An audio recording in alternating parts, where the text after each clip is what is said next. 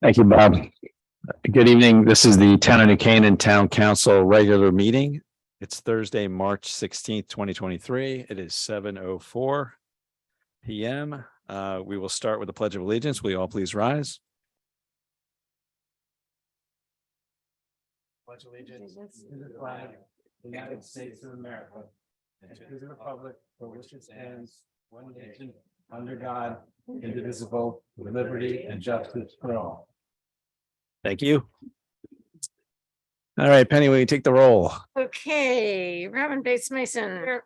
Peter Bettino. Here. Tom Butterworth. Here. Mark Chinsky. Here. Steve Carl. Here. Luke Kaufman. No. I'm on the phone. I'll be there shortly. Thanks, Luke. Okay. Mike Morrow. He's on his way, I'm sure. Maria Naughton. Here. Kimberly Norton. Here. Hillary Ormond. Here. Christina Ross. Here. And Penny Young. All accounted for. Thank you. We have a quorum. All right. The public comments. Members of the public are welcome to speak to the town council on agenda topics scheduled for review and or vote. Speakers are requested to provide their name and street address. Comments will be limited to 2 to 3 minutes, subject to total number of speakers. Would anyone in the audience like to speak? Seeing no one. Bob, how about out on Zoom land? Anybody out there? Okay. Quiet night from the public. Probably busy watching basketball. All right. Budget overview. Item number 3, review and discussion of the proposed town budget for fiscal year 2024, including a review of the following budget and line items. First up tonight, we have Health and Human Services with Jenna Allison and Bethany Zaro. Welcome.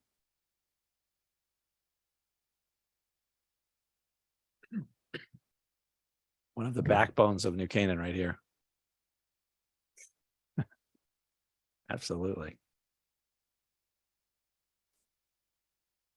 Who's up first? Okay, so I'll go first and we only have 10 minutes, so I'll go as fast as humanly possible. No pressure, Jen. Really, seriously. You have We only get all 10 minutes, we're not important. all the time you want. All the time you want. Health Department mission, the mission of the Health Department is control preventable diseases through education, inspections, and monitoring by enforcing federal, state, local codes, laws, and regulations, maintaining and promoting public health. These are 10 essential public health services by Connecticut General Statute. We have to provide for basic health services. State Department of Public Health has adopted the 10 essential public health services as the essential services. I'll skip down to some of the new things. So obviously we were re-enrolled in Connecticut vaccine program. We'll still be providing COVID, flu, and all childhood immunizations. Legislature last May passed the unfunded mandate for local health to provide QPR training. And the Board of Finance did just add extra money into my professional services budget in order to cover the costs of the books for that training. Some other changes. Just last month, the state legislature adopted the FDA food code to replace Public Health Code 1913 B42. Gino and I both had to take 45 online courses from the FDA to get recertified in a new code. Some of the new changes in the new code is there's no longer a scoring system. They added things like date marking. There's increased in frequency in inspections, which is kind of the last thing we need. New certified food manager requirements and a requirement to register with the state health department prior to getting licensed by local health. I did send out an email to all our restaurants letting them know this change. And of course, we'll work with them through this transition because it's going to be new to everybody.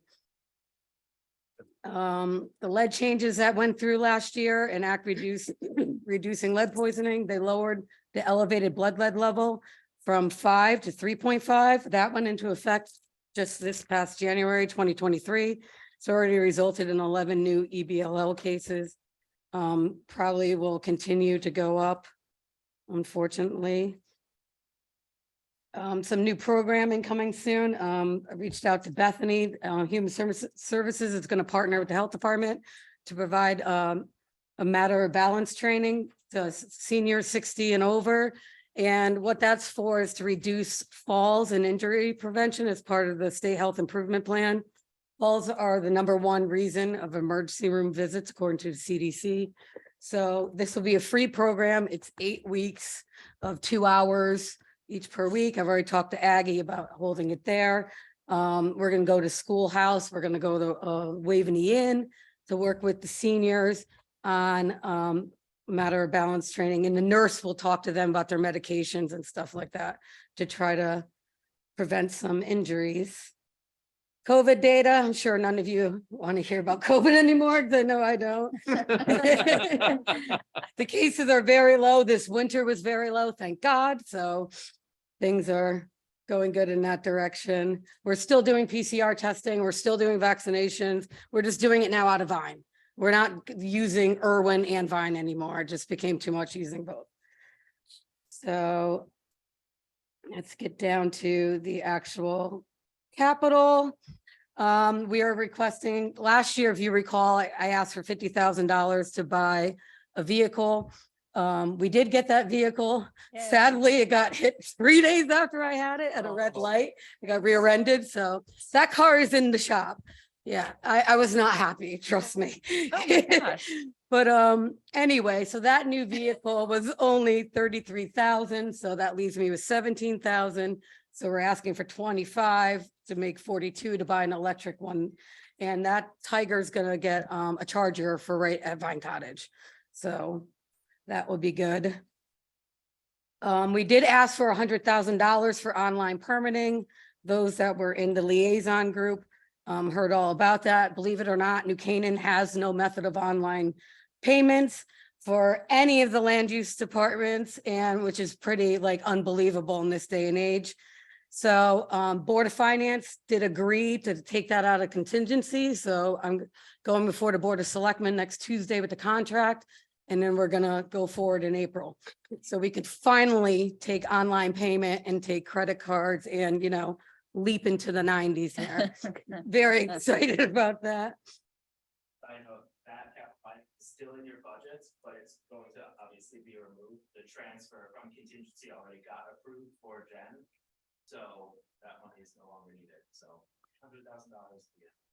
Jen. Yeah, so that's the 100,000 you mentioned. That's it now. Yeah. But it's I'm confused. I don't. So the Board of Finance passed a budget to us with the $100,000 in there that needs to come out. Right, because It's on the budget. It should be in the capital request. Is that no, right? instead they're taking out a contingency now. Yeah. So now it doesn't need to be in Oh, capital at all. got it. Right, in order to get the discount. But Jen, you have been researching and looking into all the different programs that are available for online payment. Do you want to tell the council? Yeah, so OpenGov is the one that we're going to be doing. They're already in 50 communities in Connecticut. They're in over 100 in Massachusetts and the entire state of Rhode Island. Part of it that I really like is when they do the online payment, it will go right into our GL account codes. So like the way it is right now, we don't get payment for a building permit until the back end. So we do all our review. If someone never comes and picks that up, our revenue's just rotting on a counter. We did all that work. And the building department collects that fee and then is supposed to divvy it up between everybody. This way, there is none of that. It'll go right into our accounts to make it easier on finance and easier in Munis and better, culpability. 'Cause the way it is right now, I have no idea when something's paid for and I have no way to reconcile that. On my own permits I can, but not with the building department. So we are very happy to get that. And you'll have revenue in real time, where right now we don't. So we're very excited about that. And I'm sure all the restaurants and salons and everybody have to relicense every year will be happy about that. And Jen, is that going through all the other departments too? Like the building department here and all of Yeah, that? so we got the building department on board, P&Z, wetlands, Parking? DPW engineering. So It's this isn't gonna, just benefiting your department. This is benefiting everyone. right, it benefits me in the long run because Right. I've been wanting this for literally 9 years I've been here. I mean, when I worked in the city of Bridgeport in 2008, we had online permitting. And New Canaan's been kind of slow And then, We like to revenue- make sure, Jen. Huh? We just wanted to make sure. Yeah. We're sure. You like old paper checks. I don't even own a checkbook. In revenue, you'll see where we are this year in purple, and then red is what is projected and approved. So, that was as fast as I can humanly go. Well, that leaves us some time for Q and A. So guys, do you have any questions for Jen while we have her? Anybody? Maybe you could just talk about the space where you are. And, we've asked you that in the past. So Vine Cottage, is that, and just explain exactly where you are, because, I think a lot of people in town don't know where you are and would like to. We are moving. Yeah. Well, we love Vine Cottage because it fits for all of us. My nurses are all upstairs. We are all on the main level. We use the conference room for vaccinations. Upstairs, we have, besides the offices, we also have a huge room filled with PPE, all the supplies for vaccinations. The basement, I just got a delivery of 50 cots from the state, So in the basement, we have a bunch of other emergency preparedness stuff, but Yeah, we like- Russ mentioned that the other night that we've got cots and stuff all over the yeah, the place. state health department is giving everything away. So of course, they showed up on Friday at 2:30 in this huge pallet that me and my admin are trying to lug all these boxes in the basement. So that was really fun. But if we ever, I guess, need them, if you ever Nice have to to run the shelter, we'll have brand new ones. And they also gave blankets. Jen, so COVID was one of the historic moments in the history of the town. I mean, it was huge, especially for you and the people you helped. Looking back, if COVID were to happen, something like that were to happen again, is there something you learned and said, gosh, there's one thing that really we should do very differently than we did Well, what before? amazes me is at the federal level, they literally learn nothing. And we saw that with the monkeypox, initial outbreak. You have to get on top of the contact tracing, and you already had a vaccine available. There was no reason that got to where it was. And I think, part of all this misinformation, when you lose the public's trust, I think I work hard in New Canaan trying to be transparent to keep trust in the community. But when you lose that, it's really hard to get back. And at the national level, I think the CDC is going to have some work to do to get people to have faith in them like they did before. We have to live with the cards that are dealt at the federal level. And Exactly. But at least here at the local level, I've met a ton of people that way and learned how amazing people like EMS are, the amount of volunteer hours they did at my clinics, learning to be vaccinators. Dr. Pierce, hundreds and hundreds of hours. All the concierge doctors stepped up to help. It's just amazing. The volunteer shoppers. So I did see that we do have quite a community. And when times are tough, they all got together, which is pretty impressive. I live in Milford. That didn't happen in my town. So So I think New Canaan recently has thought of you as sort of the administrative arm of health with COVID, but you also do restaurant inspections. And tell us some of the other things that your department does. yeah, You this do- morning I was out doing soil testing for septic. So we do septic inspections, approve septic plans for building permits, any properties that are on septic and want to do anything, whether it's accessory structure in addition, we have to approve that. We do all the salons. We do all the public pools, including the condos. We do landlord tenant disputes, complaints, lead cases, infectious disease, Cover a the lot of stuff. restaurants, the daycares. You're definitely never bored, and there definitely is always work, and the state keeps assured of that because they keep giving us more. You said 45 courses to get just part of this. courses or hours? Horses. Courses. Incredible. 45 courses. Well, this is part of why we're not getting younger kids into public health. There's a massive shortage in Connecticut, and all people are doing is stealing from each other. My sanitarian left to go to Reading for a 4-day work because, there's all this stuff being thrown at people now, so it is very hard because you have to be a jack of a million trades. and have all these licenses and certifications and degrees. So and sometimes the pay doesn't equal that, so it's hard to get the young kids to want to do it. Mm. Plus, people aren't happy to see you. When you walk in a restaurant, it's like when you go to the dentist, they're not happy the health department's there. You get to in the middle of lunch to do an inspection. So, Any other? just like contact tracing, nobody was happy when they got that phone call. And how fortunate we are to have you and your commitment, because you've really been through some extraordinary demands on time, and you just let it roll right into your arms to do. Thank you. Thank you, Penny. Oh, we have a chain that we're gonna chain you to a desk and buy color, so Sometimes I you're not felt leaving. like I it. was. Yeah, it's true. Rita. Or to her electric car. Yeah. But again, thank you for everything that you do. You mentioned something about the lead levels, Mhm. the sort of the requirement, whatever went down, and you said there were some cases. Can you tell us, is this a concern that we should be worried about in the? No, so what happens is, by statute, children under 6 have to get tested X amount of times by their pediatrician. And so when they do, it automatically gets triggered to the state to one of our surveillance systems called Maven. Then that's how I get the case in Maven. And then I have to follow up with the homeowner. And if they haven't done testing of their house yet, I will go out, do a risk assessment, go over everything with them, look for obvious, cases of how they could be getting lead poison. We need to know all that too. Yeah, I'm certified in lead risk assessor, all of it.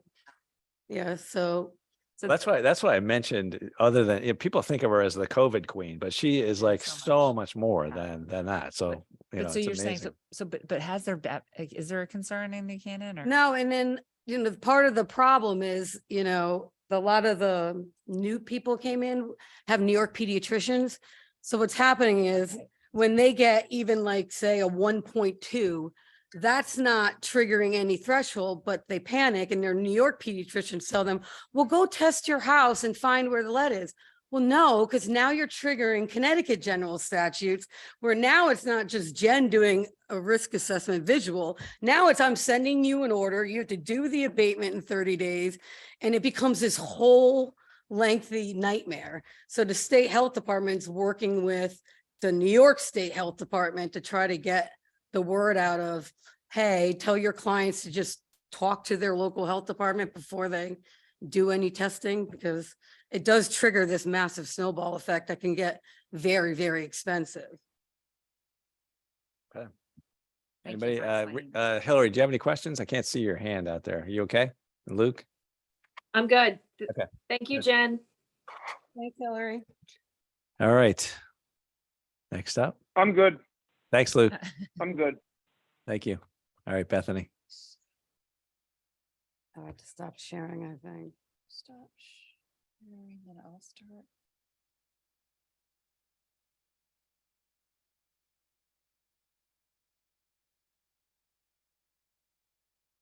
And Jen, we've asked you in the past about staffing. You're okay at the moment. I mean, you've asked for what you need and you'll be okay for the next year. Yeah, until, the end of this legislative session, Lord knows what they're gonna throw at us. Oh. But yeah, no, Oh, you know where we are if you get in trouble. I can't. Find,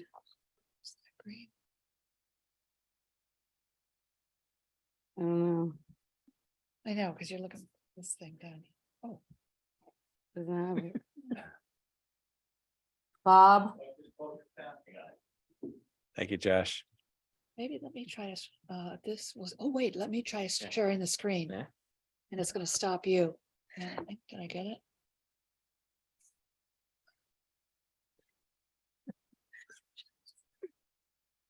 I'm just closing random stuff now. It's great when it works. whatever. That's weird. It's very still up weird. there. Yeah, Josh, what if I, honestly don't know. Josh? Yeah. If I share my screen, Yeah, I mean, Bob Look at should be this. able to kick her off. this will stop the other screen sharing. Yeah, do it. So continue. Now, how do I get to my?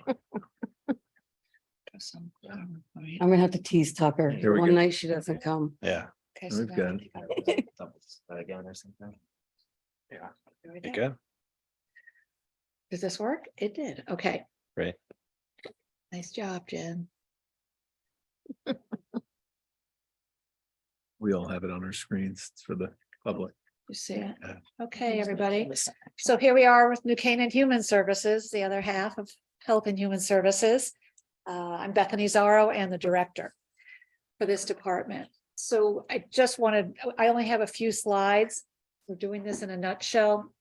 So with the two mission ideas for helping residents obtain appropriate social services and resources and developing programs that address developmental needs, we have this fluid model with human services helping individuals a one-on-one basis, as well as community outreach and education.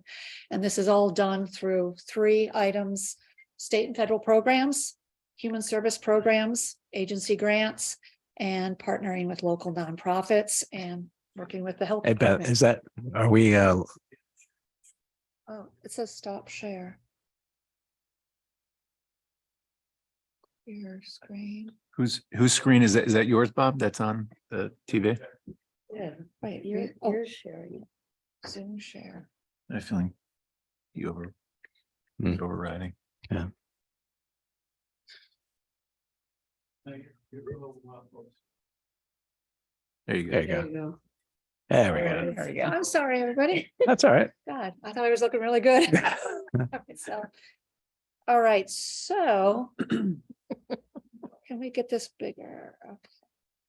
That's me, so just tell me when to move on. Okay, let's, all right, let's go to the individual assistance. So the individual assistance, this just gives you idea in terms of numbers of people. This does not include the public health, education, and developmental aspect. Given our numbers about 20,000, the human services clientele, we have about 1,100, which it breaks down to about 645 households that are requesting some type of assistance. And through our programs, local programs, and state and federal programs. And then you can see the it's broken down even more with the children, adults, and older adults. Gosh, next one. So the other aspect of our mission statement is the community partnering and education aspect. And this does not even cover all of the entities that we work with. But we just are, one of our major goals is through the years, just continuing partnering and networking with every entity in town, resources, because in some way or another, someone comes in needing services and we have quick access, immediate access to help the community and the residents as a whole. All right, Josh. So we just wanted to show you in terms of a working fluid model, all these things are going on, no matter who walks in the door, what phone calls we get, what agencies call us. It's a combination of partnering, intervention, outreach, assistance at every single level, human services, individual, and community. And it just creates a wonderful, compact, fluidity model that we continuously try to improve. And that really is having more people come in and having more resources to be able to provide and lead the residents to for more positive outcomes, whatever the situation lends itself to be. All right, Josh. So we're going right to the budget. Everything is pretty flat in terms of the salaries and the cost of doing business in our department. You can see that we really have stayed the same. Our staff is good. The more resources we have, the more clients we take on. And really, we are a short-term counseling department. We do not have the counseling all going in and out. We find counselors that are appropriate for the residents to continue relationships with them, but we are always there. Our major food pantry, we have many programs that we keep in touch with these clients as they travel on their journey to a positive, more positive outcome. So this part of the budget is pretty flat. The next part, we go on to our human services agencies. These are agencies that we utilize during the year. And the residents that benefit, there's a high return on using these agencies. Some of the agencies, such as Catholic Charities, Elder House, Family Centers, Community Action Agency, they provide what the town can't. For example, Catholic Charities will pay for first month's rent and a security deposit for someone moving into New Canaan at the affordable housing and low-income housing. New Canaan cannot do that. We can't pay ahead for a deposit. But Catholic Charities can. Community Action Agency can. Family Centers helps out. So we can work with these other communities, and where we can put in, maybe cover second month's rent after they have signed a lease and they are now residents of New Canaan, then we can come in and do other things. But we need these other agencies. And so this year, the bottom 4 agencies are the first time that they have requested any grant money. But we wanted to, slowly work the outcome. Sometimes they give $4,000 and $6,000 to help people with the behind in their rent. They don't want to be evicted. There's no way they're going to get low income housing somewhere else. So if they can pay for that amount, and then we can pay another, amount of money to get their electrical bill paid and things like that, we're good to go. So we'd like to starting with $2,500 for each of these agencies. By far, they help us out much more than that. The other agencies, we'll start at the top. The Get About, we've gone up 1,000. I think we were just trying to round off from some number, but they definitely a vital disability and elder transportation need in the community. Kids in Crisis, the 11,000 increase is the salary increase from last year's Teen Talk counselor to this year's salary base. And so we have to stay level with that. We do have the middle school Teen Talk counselor, which started this first year, and so far the Board of Ed is paying for that counselor. So we're very fortunate they've agreed to do that. And so we are keeping the high school Teen Talk counselor, and they have committed to next year to focusing on the salary for the middle school counselor. And it's working out beautifully. There are some towns in Fairfield County that are now getting teen counselors, not Teen Talk counselors, but counselors in the elementary schools, because they're finding there's a need there as well. Wow. So we're just at the middle and high school level at this point. New Canaan Cares, 18,000. Jackie, our family youth counselor, she gets another grant from the state. It's about 25 or 30,000. So New Canaan Cares, we partner up quite a bit with them. So the 18,000, it usually gets up to about 25,000 that we give each year, and that's what they request. But we try to offset it with the grant money as well. Child Guidance Center, 5,000. Domestic Violence Crisis, we have doubled that. They've always requested 10,000. We've historically given them 5. And with the uptick in the number of clients that they are getting from New Canaan, we have upped it and are requesting their full grant request of 10,000. We, Human Services, do not see all the families, it's mainly women that come to them for help. They do like to remain confidential. So we do have some clients that we work with, but there are quite a few that go to DVCC for privacy and confidentiality and get great help. And then the community wellness program, we use that in terms of helping out with Paul Reinhold's New Canaan Parent Support Group, the Vigil for mental health and addiction awareness. There are many, RAM Council, there are many, smaller entities that don't request the grant money on a yearly basis, but when they have a function, we like to have Human Services help sponsor because it is in conjunction with the mission statement. And then we have the New Canaan Urgent Assessment Program. The $50,000 as of June 30th, our ARPA funds run out for the urgent assessment program that has been going on since July 7th. To date, we've had about 75, 80 cases that have viably gone on to the assessment itself with the doctor and the nurse and the social worker. And then a gentle handoff has been done, whether it's to an outpatient, to inpatient, to just in terms of getting a therapist. But that has been very successful. We would like to continue that. In order for Silver Hill to do this, putting aside time for 5 assessments a week, they really cannot do it less than $250,000 to keep it at the quality that it's at. So we're trying to pool money together. 50,000 would come through Human Services, 50,000 the Board of Ed.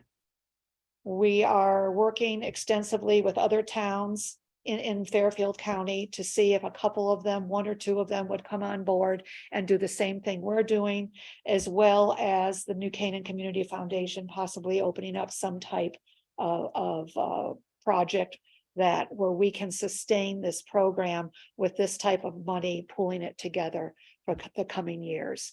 There definitely is a need for behavioral health, as the Community Foundation did their assessment and realized, the disparity exists between a person needing help, not 911 going to a hospital for a 72-hour holding situation. So that they don't, because they're contemplating the act of suicide. This is someone we're trying to prevent from getting to that point. And there's a time frame between when that is looking for help and getting that help. It was like 6 weeks. And then you've lost that moment and possibly a life. So we have with the New Canaan Urgent Assessment Program, which most of you have heard, with someone calls the number, it's all HIPAA compliant at Silver Hill Hospital. Within 48 hours, they have a complete assessment at no charge. And hopefully, and with a gentle handoff, follow up, things like that, always knowing they can come back to Silver Hill. And this is what we're trying to create in the town.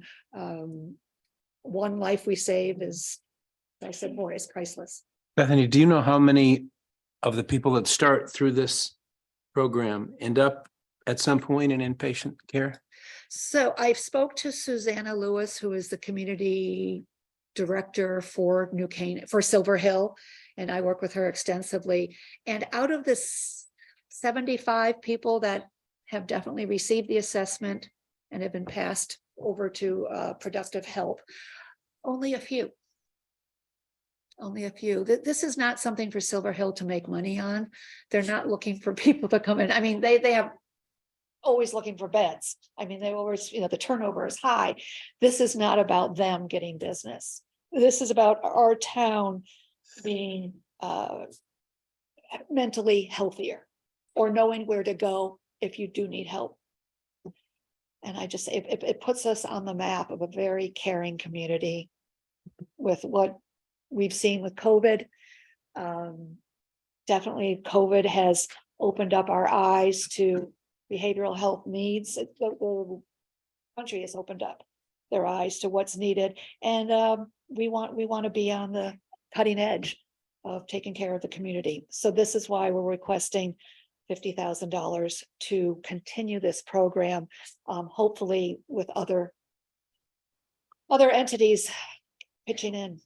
Could you remind me what you said? 50, you're asking for 50K from the town, 50 from Board of Ed. And there's then the rest 100. from you're trying to get from surrounding communities? Perhaps, right. Another small town.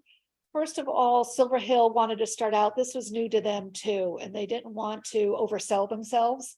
So we started out quietly, and the marketing endeavors were just within New Canaan. Now they've realized, they average anywhere from 2 to 4 to 5 clients a week. So they can take on another small town. And that's what they're working with. They've talked to Darien, Westport, Wilton, things like that, trying to see, but there's an educational aspect to this. there are many ways you can go about helping the community with mental health. The thing about Silver Hill is their spectrum of being able to help mental health, I mean, they're world renowned. So not to downplay any of the other agencies that offer behavioral health care, their spectrum of being able to help someone is a smaller along the line of mental behavioral health. Silver Hill, anyone can come into that hospital and be diagnosed and be helped and be carried on to the next, whatever is needed, because they have the experience, the doctors knowing what this person needs. So are you saying that other communities may already have an infrastructure, Yeah, there are but things. might benefit from learning how this is better? Exactly. There are wonderful organizations out there that will help. And there's one which is really good, Positive Directions. It's excellent. Silver Hill definitely refers some people to Positive Directions because of their wonderful payment ability and sliding scales, as well as what they can cover. At the same time, and it's much less expensive, much less expensive. But at the same time, what they're able to deal with is much less. So That's there's great. good to everything, but we really, Christina? Hi, Bethany. I just want to, I don't recall exactly, what was the cost per patient for doing the assessment? Was it 1,200 or it's 2,000? $1,200 to $1,500 for the assessment Okay, itself, which the town comes out of the funds. correct. the Now, 250. if the person, the individual has insurance, does that go through the insurance or they're not putting It it? can, some choose not to, but Okay, it can. Dr. Gerber, who's the head of Silver Hill, said it's very seldom, mental health is very far behind in terms of insurance reimbursement. okay. So maybe they get about 10% reimbursement. And I think we just completed a year from the time that we originally approved it, We correct? started July 7th.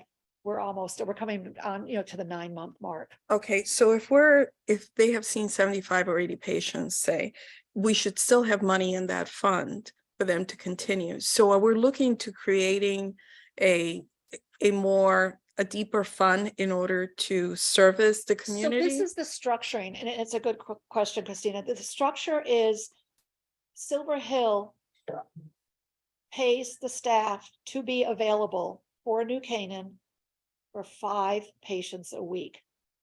If we don't, they still have to pay them, so they aren't booked during those times. So the 250,000 is spent. Yes, I understand. that. That's the issue. So we don't get credit for the spaces we did not use. So it's like a retainer or Yeah. so Mhm. we're guaranteed. So good, right, and we've talked to Silver Hill and they said, honestly, with the quality of this program, we want to keep it at this level and to be able to honor the 48-hour assessment.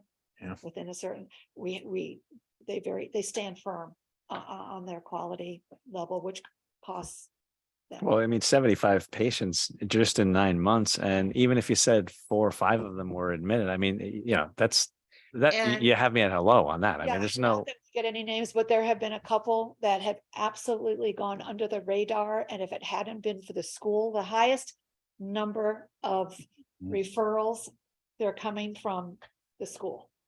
We have a wonderful, as you know, the school works unbelievably well with being aware of mental health, having the credentials to see it and to act on it.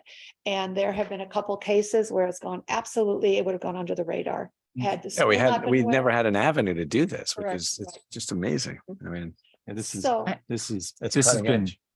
one of the better stories of the ARPA money. yes. Yeah. And I Well, love, yeah, and I it would, be the success. I'd because love to see it continue on in perpetuity. We would too, when we realize it's expensive, but it's not when you're talking about a life.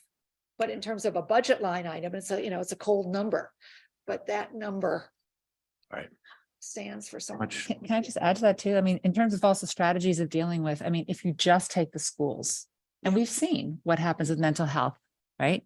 In schools, And you can deal with it on a lot of different levels. You can deal with it with security. You can deal with it, better programs.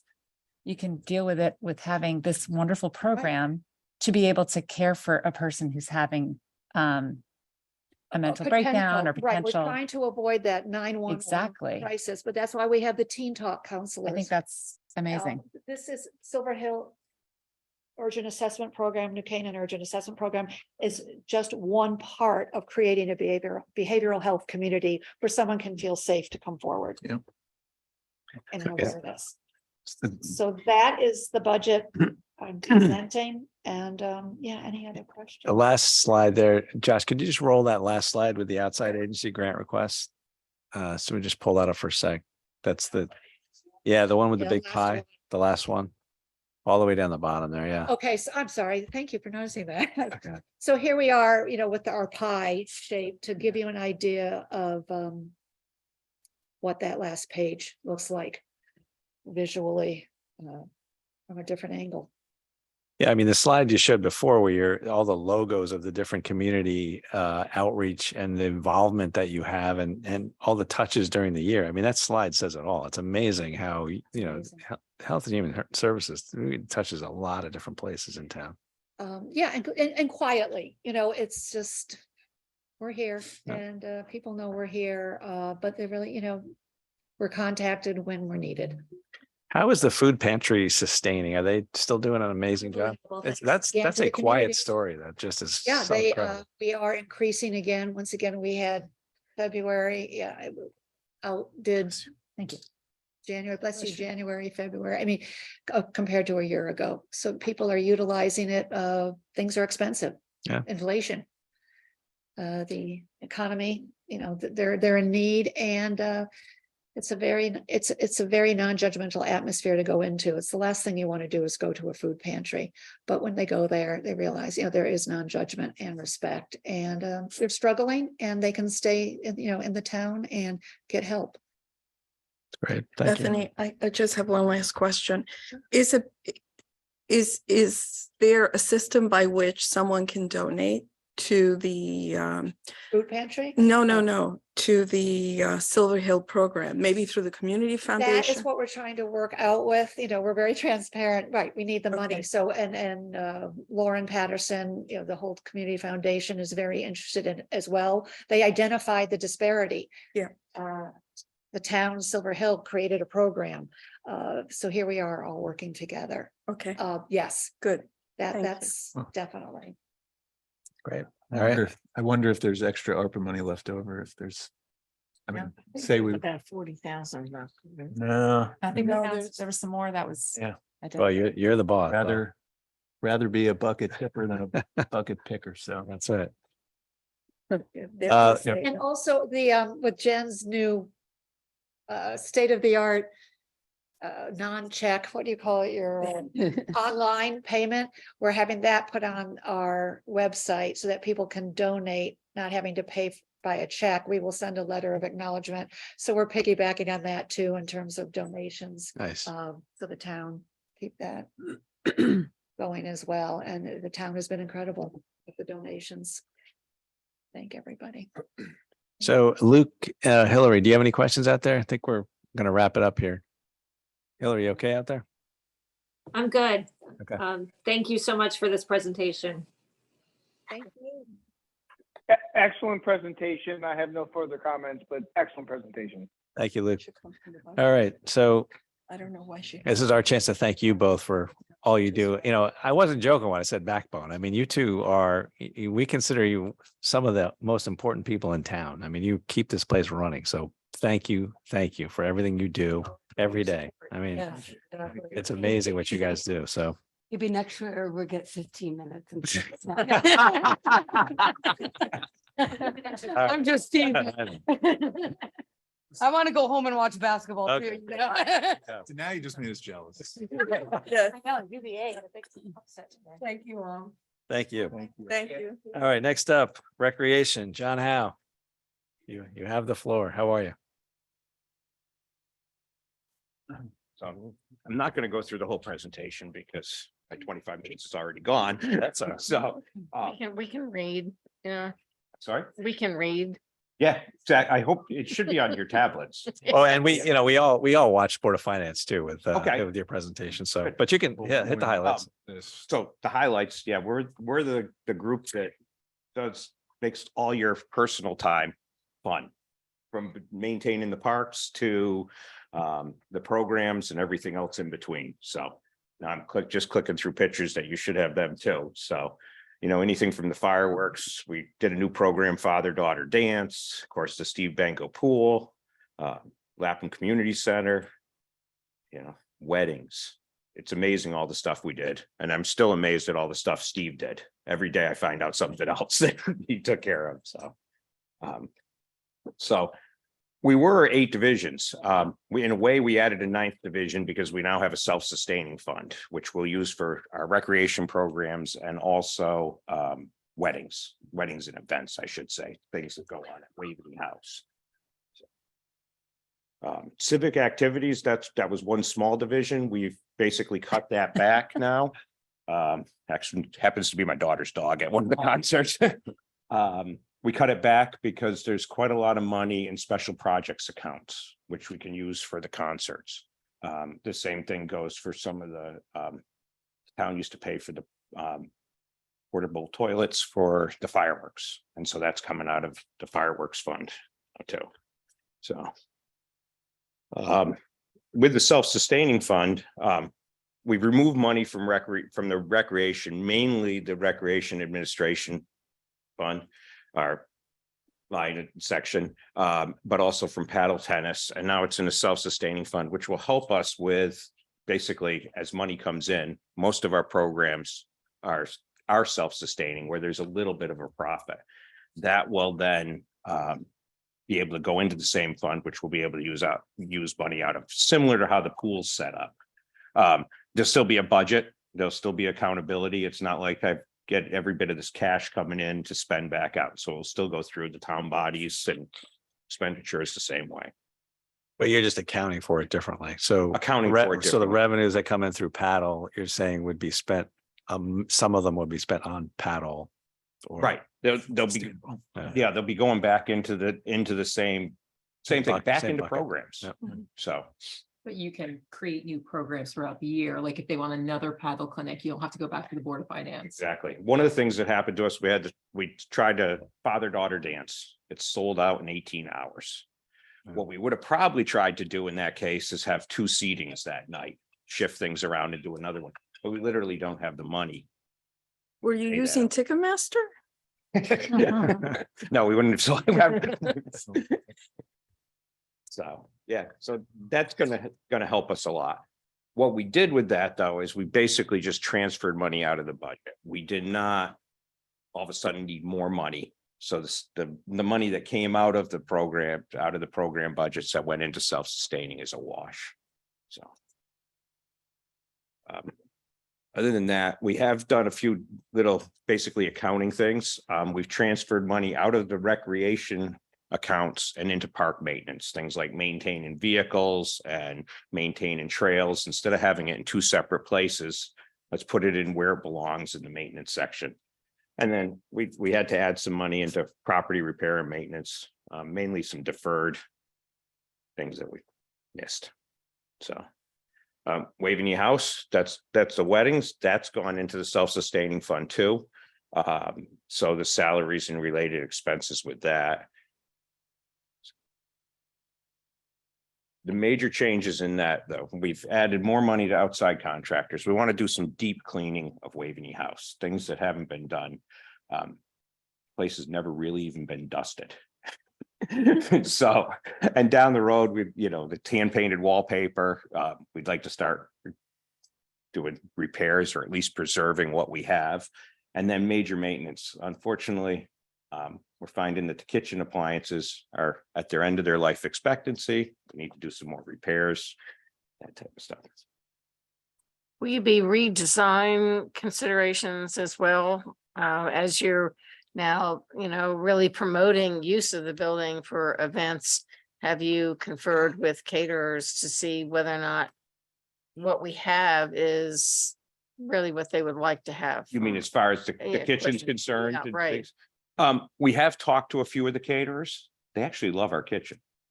Because Well, I mean, it it's- gives them enough space and things like that. But I think there's, anytime we're doing something like that, we should be looking at that Yeah, to make, you know, because it's kind of been there forever and ever and ever, and whether or not it's the greatest, right.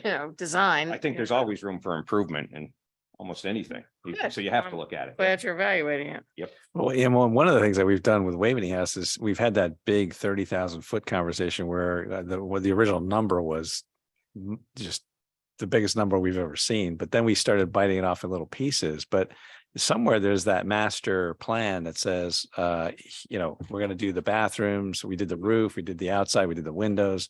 So as you get inside the building, I'm sure there's a plan of this is what we're going to do in phase, whatever we're on, phase Right. 3, 4, It 5. definitely is. And like any big project that goes over time, you have to make adjustments as you go along. But the so. kitchen has never been redesigned, No. so. Yeah, we're not going to move walls necessarily, but if No. it was more efficient. Exactly. That would be. Yeah, you don't want to think about moving walls. No, no, no, They've no, started no. doing the bathrooms up there. There's a lot of concrete in that building. No, but warming ovens and steam ovens and more modern equipment, new dishwashers is all part of the Yep, course. exactly. The way that's set up though, with the service entrances and all that, that is, to me, the caterers, they've got to love that. I mean, being able to go in the back door, it's all set up for events like that. It's. And it even gives them, with the service entrance there, it gives them a place. We had a tasting over the weekend and it gave them a place to put some extra ovens. And with all the food they needed to bring in, they brought a portable refrigeration trailer.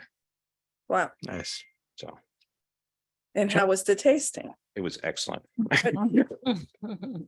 And I had a quick question on the self-sustaining fund. You mentioned that wedding revenue might go in there as well. The wedding revenue will go in there too. Yes. So you've got multiple sources of funding in there. How do people fight over how to use that? Well, it's separated still. Even Okay. though we're thinking of it Different as a accounts. recreation self-sustaining fund, there's separate account numbers. Yeah, okay. So it's not like it's just going into one pot. There's basically two different departments within the same funds. Okay, And each of his programs are broken down by their own project, so you have expense and revenue for softball or basketball, so you kind of know how each of them are performing, or at least have had performance. good. Thanks, Josh. But we haven't changed our philosophy of about 60% of program monies are revenued back, but not 100%. Actually, a lot of our rec programs makes a few dollars. And when I say a few dollars, like on tennis, it's really $5 on $160 registration fee. And that covers some of the miscellaneous costs and things like that. But we try to make them all break even. We're not trying to make money. We're trying to keep them affordable. But if you get the volume, you can Then, support. yeah, sure. Good support, yeah. Like paddle is very self-sustaining. Paddle is very self-sustaining, does very well. So, and it's one of the better values around too. There's some other places that charge a lot more than us. Agreed. And you take pickleball, we're gonna have a fee to play pickleball too.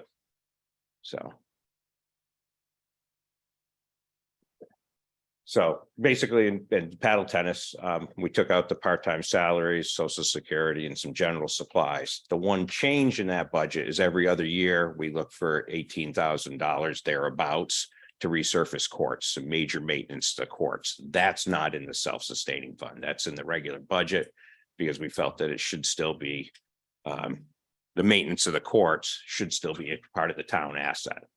So that's why that's there. Are the leagues still contributing, the men's and women's leagues, that usually they kick in some money along the way for needed Well, repairs or? Right now, they've been trying to raise some money. We Okay. want to build a picnic area, so to speak, down there by the courts. So they've been working to raise some money towards that. Good. So Steve Benko. The Steve Benko picnic area. It's been approved by Park and Rec. I think it'll be a great addition to the courts. Where will it be? It will be right along the courts, so Oh, east great. of the courts, but that parking lot from going to the paddle hut will be Yeah. reconfigured. Oh, that's great. That's awesome. So that's out there. But we're looking to put another paddle court up. Have you been given any money for that yet? Did they? They're still holding their money. Yeah, we haven't received it. I'm surprised that there hasn't been a design for a fire pit area. Actually, it's kind of included in this one. Oh. Some it's a- propane or natural gas see, fire I pits. see, okay. That's awesome.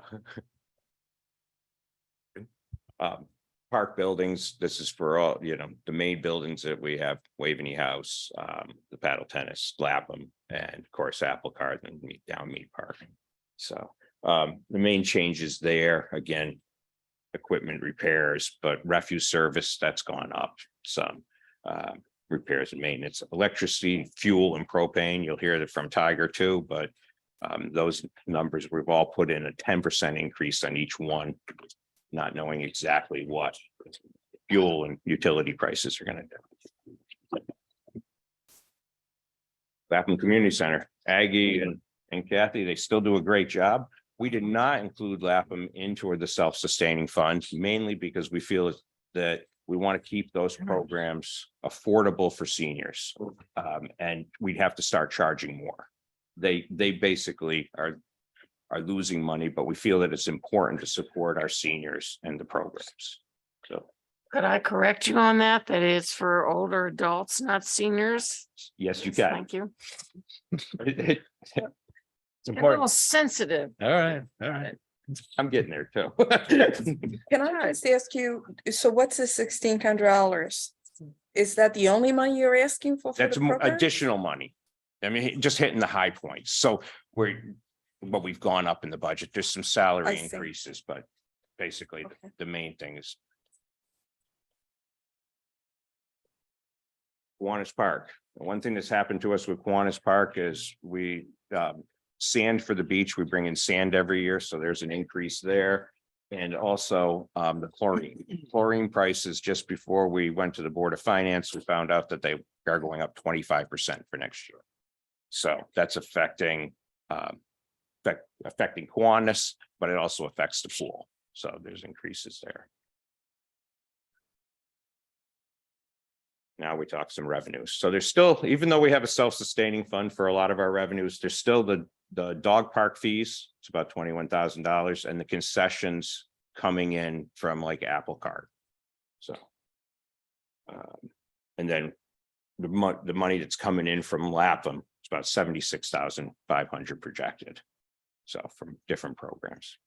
Concessions is just a flat fee every year, right? That's Flat just fee, yeah. yes. Yeah. Okay.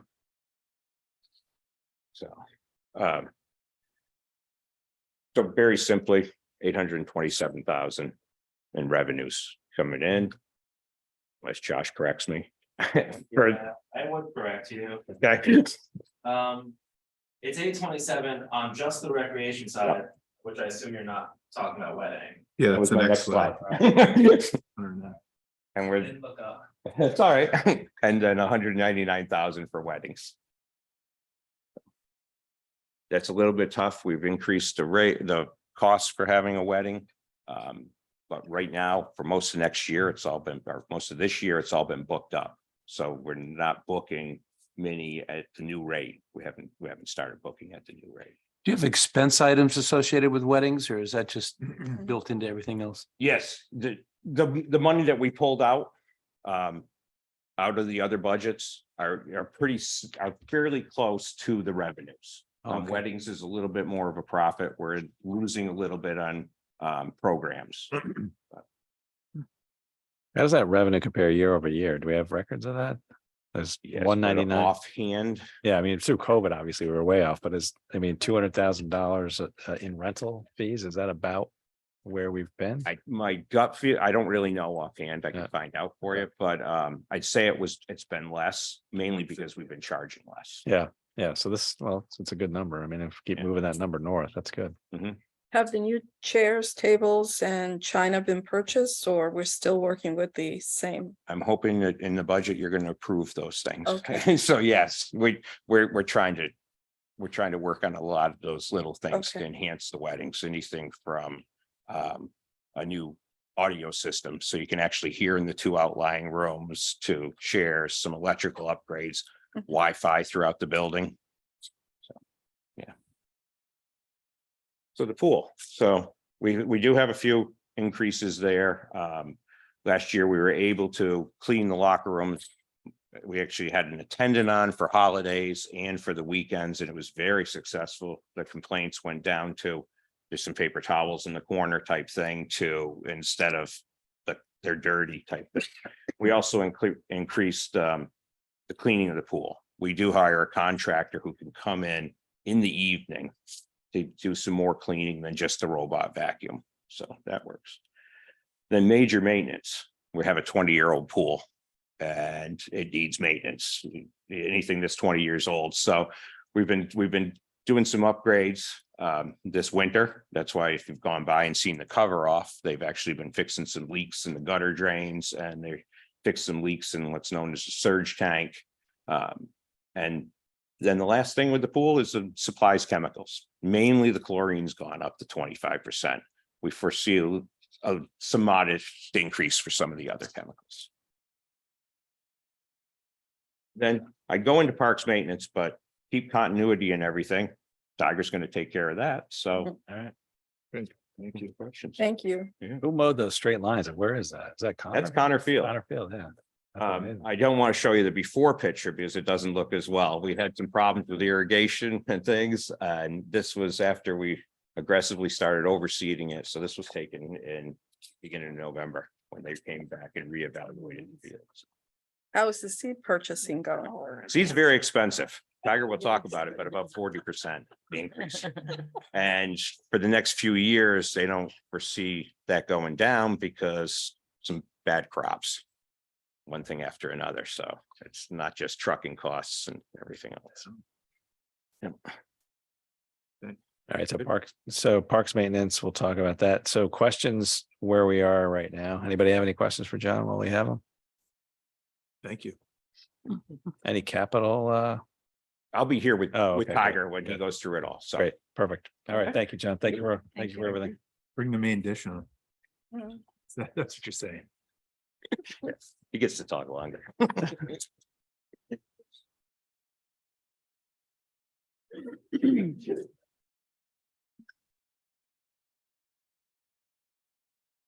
Appropriately wore the new Canaan shirt. Okay, well, he's ready to present.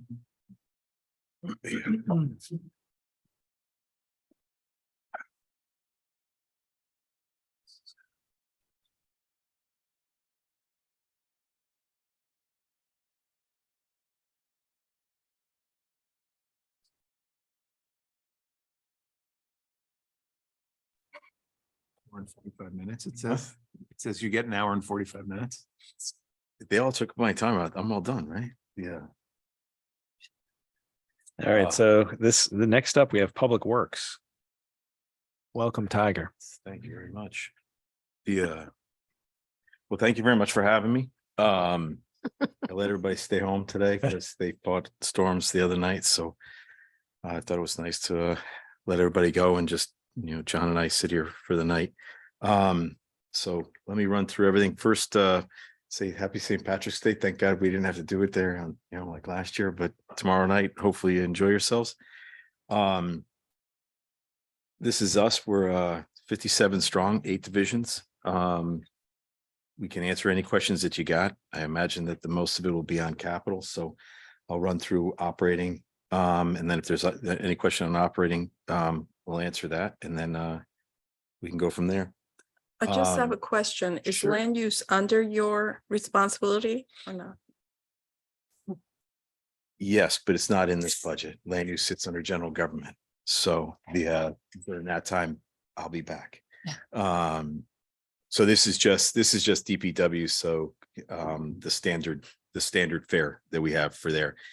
So this year, our operating budget stands at 12.5 million. It's up $980,000 or 8.46% over last year. I'm in uncharted territory because we've never been at this level before. I looked back and I couldn't find an increase anywhere near where this was. Last year, we were a little high at 6% and then 4% the year before.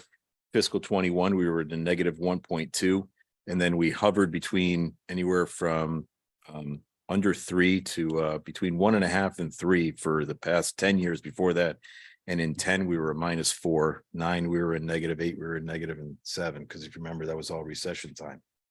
So we kind of went down and then back up again, but this is the first time where we're actually seeing inflation kind of hit us a little bit. So the next one gives you a graph on where all the budgets stand, or over the years from fiscal 10 all the way out to fiscal 24. That bold red in the top is inflation, and the top line there is the highway department. So I kind of geared where I started off basically the two numbers together, the highway department and inflation. Highway was at 2.65 million in fiscal 10, and I had inflation at 2.58.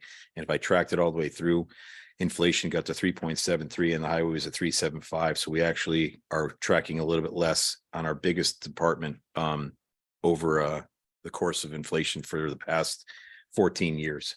And then if you look at the rest of the departments, they're all relatively flat across the board, because they're, most of that, there's not little volatility in there for the rest of it. So I'm happy to talk about any one of them if you want to, or we can go straight to capital. I don't want to rush anybody out of anything that we have, but Any Just question? have a comment. sure. Are we keeping you too tight to the budget? It's been a concern of mine that if we sharpen the pencil too sharply, and there's going to be a come to Jesus reckoning at some time. Inflation aside, I mean, because there's a point at which we aren't doing things because we're peeling back a little bit on service provision, and are we then not responding to our citizenry well enough? I think we're getting close to that. In years past, we always had where say we gave back around $300,000, or a little bit more. And I would sleep well for the last month of the year, because we can spend $300,000 in a month, and I could spend it in a weekend. If the storm went the other way for us, it was virtually a non-event for us, right? I mean, the guys were in, then they went home, then they had to come back. Parks guys had to come in early, so we spent a good amount of money on overtime. But if the wind had kicked up to what it was supposed to do, it would have been a completely different animal. So we are getting close. We tried to look at where we are on everything, but even now, the problem that we're doing is we're shooting for numbers 18 months in advance, right? So the state just came through with they're going to start charging $5.67 per load for the wastewater plant for every single time a load goes out of the wastewater plant, just because the trucks have to drive on state roads. So an additional $5.67, it's not a lot of money when you come down to it, in the end, it's $3,000 to $5,000, but that's $3,000 to $5,000 just on one item that we didn't have. Then they're starting to on the transfer station side now, because there's a problem in Connecticut for surplus of garbage. We generate around 722,000 tons of garbage. And they just shut down one of the waste energy plants. So now they're saying that they don't want us to ship our garbage out. We used to ship our garbage out a couple of years ago to Pennsylvania. We were saving money on that. Then they mandated us to bring it to the MRF, actually to the burn plant in Bridgeport. So we've been bringing it to the waste energy plant in Bridgeport. But now everybody's going to have to flux there, right? And now they're going to start charging us a per ton load for every amount of garbage that leaves town, and they're going to charge you more if you ship it out of state. So actually going to surcharge you if you find us someplace to go. We used to go to Pennsylvania, so if it was cheaper to go to Pennsylvania, they're going to charge you a surcharge to go to Pennsylvania, even if it's cheaper for you to go there than to stay in the state, believe it or not. So these are things that just keep rolling into us. The wastewater plants running into a situation where our budget for that, or our contract for our sledge hauling, has a CPI index associated with it. That CPI index kicks in, and that CPI index is high right now. Before it was quite low running through, but now in these last years of the contract, it's quite high. So it's actually going to be affecting us, But much more is negative than Penny we thought. asking more about, are we deferring maintenance? Is that what you're saying? That, well, what happens is if I have to go and spend money on the things that I have to, like those things that I have to ship the garbage out, I've got to get rid of the waste, then I've got to pull money from someplace else, and that would be my problem. So in this, it's a roundabout answer, but we're tighter, but I think that we're still okay. But we are looking at it. We're looking at different ways to attack the monster, but we haven't cut services yet. We haven't considered cutting services. John, you just asked John about, where his budget stands. He's got a 27% increase in fertilizer and 40% increase in seed. If we didn't increase the budget, yeah, you'd be looking at that. We wouldn't be overseeding, we wouldn't be airifying, we wouldn't do things like that. And then you'd see our grass quality go down, which is what we don't want to have happen. They've done Parks Department's done an excellent job on raising our quality, right? They have it tested. We have independent consultants come in and take a look.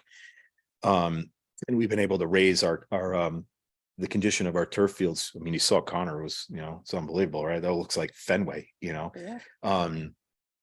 So we've been able to do that, but yeah, without the increase, no, we wouldn't be able to. And then you would see that reduction go down. But I think we've done a pretty good job of capturing it. But again, I'm still, I'm at 8.46%. I'm very uncomfortable sitting here at 8.46%. I've never been there. But if I don't know if you want me to run through any one individual, I can certainly run through every single slide, but I No, don't that's not want necessary. I just have- I mean, we watched Board of Finance. Yeah. there, so. I have one question about, so you talked about the storms, for instance. How does that, how fluid are the budgets? So if we have like a really bad year where we have to plow more and there's more, there are more storm issues and more down trees versus maybe a year where there is, and it's hard to predict. Right. So how does that work? We don't budget for storms. So we budget for our normal operations throughout for every department. The Board of Finance had asked us to do that a long time ago. Don't budget for the storm, and then if you need it, you can come back. So Like a snowstorm, even I though, guess, yeah, even for a snowstorm, we have a set amount of overtime that will encompass some of the work, but normally on a given year, we were coming back for say $100,000 or $150,000 in overtime and outside contractors to cover storm events. The larger storms we run into, it's a FEMA reimbursement. So the majority of the money, while we expend it, it comes back to us, right? So we get a certain amount of money for just running our machinery, and then we get a certain amount of money for our men for everything that's FEMA eligible, at whatever percentage they're going to give us. So we wind up getting monies back, but we don't particularly have a storm budget per se, right? So does that come out of capital? Where does that come Well, out of? Like when you, so. that's the, like well, end of the so year. you're looking at, we have three major items that cover that. We have our overtime account, we have our outside services account, and then we have our road maintenance account. And our road maintenance account covers our salt purchases and our dealers liquids. Outside contractors covers when we have to bring in people to cover for certain storms, or when we need to bring our men back into back into the yard to allow them to sleep a little bit or rest. We need to still have people covering at night for emergency services. If an ambulance got to make a run, fire department's got to make a run, and we just keep the main roads open from say midnight to 3 a.m. Well, we run outside contractors through that time. So those are our three main line items for that. Again, there's a slight cushion in there for a portion of that work, but the rest of it is not covered. So if I'm sorry, you just come back and ask. we for- come, that the Board of Finance prefers us to not budget for us and for us to come back Okay. and ask for it. Yeah. And they've been very generous and understanding of the fact that we detail out exactly where our overruns are and where our expenditures are. And then they've been able to give us additional monies either out of an appropriation or out of contingency. It's one of the reasons why they carry a healthy contingency is for that reason. Thank you. So we don't have it in our budget, and our budget stays pretty much what we need. And then any storms that come in are considered above the norm. Thank you. I have a technical financial question. So when the Board of Finance approves whatever money it is to cover emergencies over time, does that money, if it's FEMA, does the money come out of the general fund? And then when we get reimbursed, if it's a FEMA reimbursement, does it go back to the general fund? Yes. Okay. Yeah. That's it. Goes back to reimburse exactly where the cost came from. Okay, got it. Thank you. Yeah. Any item on any specific department that you'd like to ask a question on? Tiger, on Sure. all the town buildings we own, Yes, we own a lot. we own quite a few. And growing appears. Yeah, so I mean, I've been on town council now for quite some time, or relatively speaking. We haven't really pared down the amount of property and structures that we own. How are you handling? I mean, you're getting pounded on inflation and everything else, upkeep on certain buildings that we're trying to find uses for. How are you managing that? And, you know, do you have enough? And, you know, if you could speak to that, that would be great. That's fine. Yeah, the town buildings, it shows on here, it's a 16% increase. It's actually about a 4.85% increase. Because the majority of that 204,000 is actually 144,000 of that is actually an increase going towards maintenance for property maintenance for 220 Elm Street. We run the property maintenance, you know, we pay the property manager out of our site, Board of Ed reimburses us back. So while the Board of Ed shows it in theirs, we have to show it in ours. So it's an expense and a revenue on our side, but the revenue is shown elsewhere. So town buildings are up about 4.85%. We have several buildings that are fallow. Irwin House, you know, we have some people in there right now. We had to, the people who were on the second floor of the Playhouse actually went to Irwin House to finish out the end of their lease. We added a building. I did knock down one, Richmond Hill. I still got to get credit for that somewhere. Right now, you got. What? Here it is. Knock it up. Got one. Shows But you how hard it is to do, though. it is very difficult, to be honest with you, because usually it's, and the ones that we have now are either in a park or they're quite specific or beautiful, like the Irwin Barn, right? It's a beautiful barn. You don't want to see that go down, so you want to keep that. And it's necessary storage space for us. That's the other aspect that we have, is that we have a lot of things that should stay undercover because they're very expensive and you want to protect them. But you need to maintain the facility that it's in. So right now, I think we're doing well with it. We run most of that through our outside contractors and because we don't have any inside staff.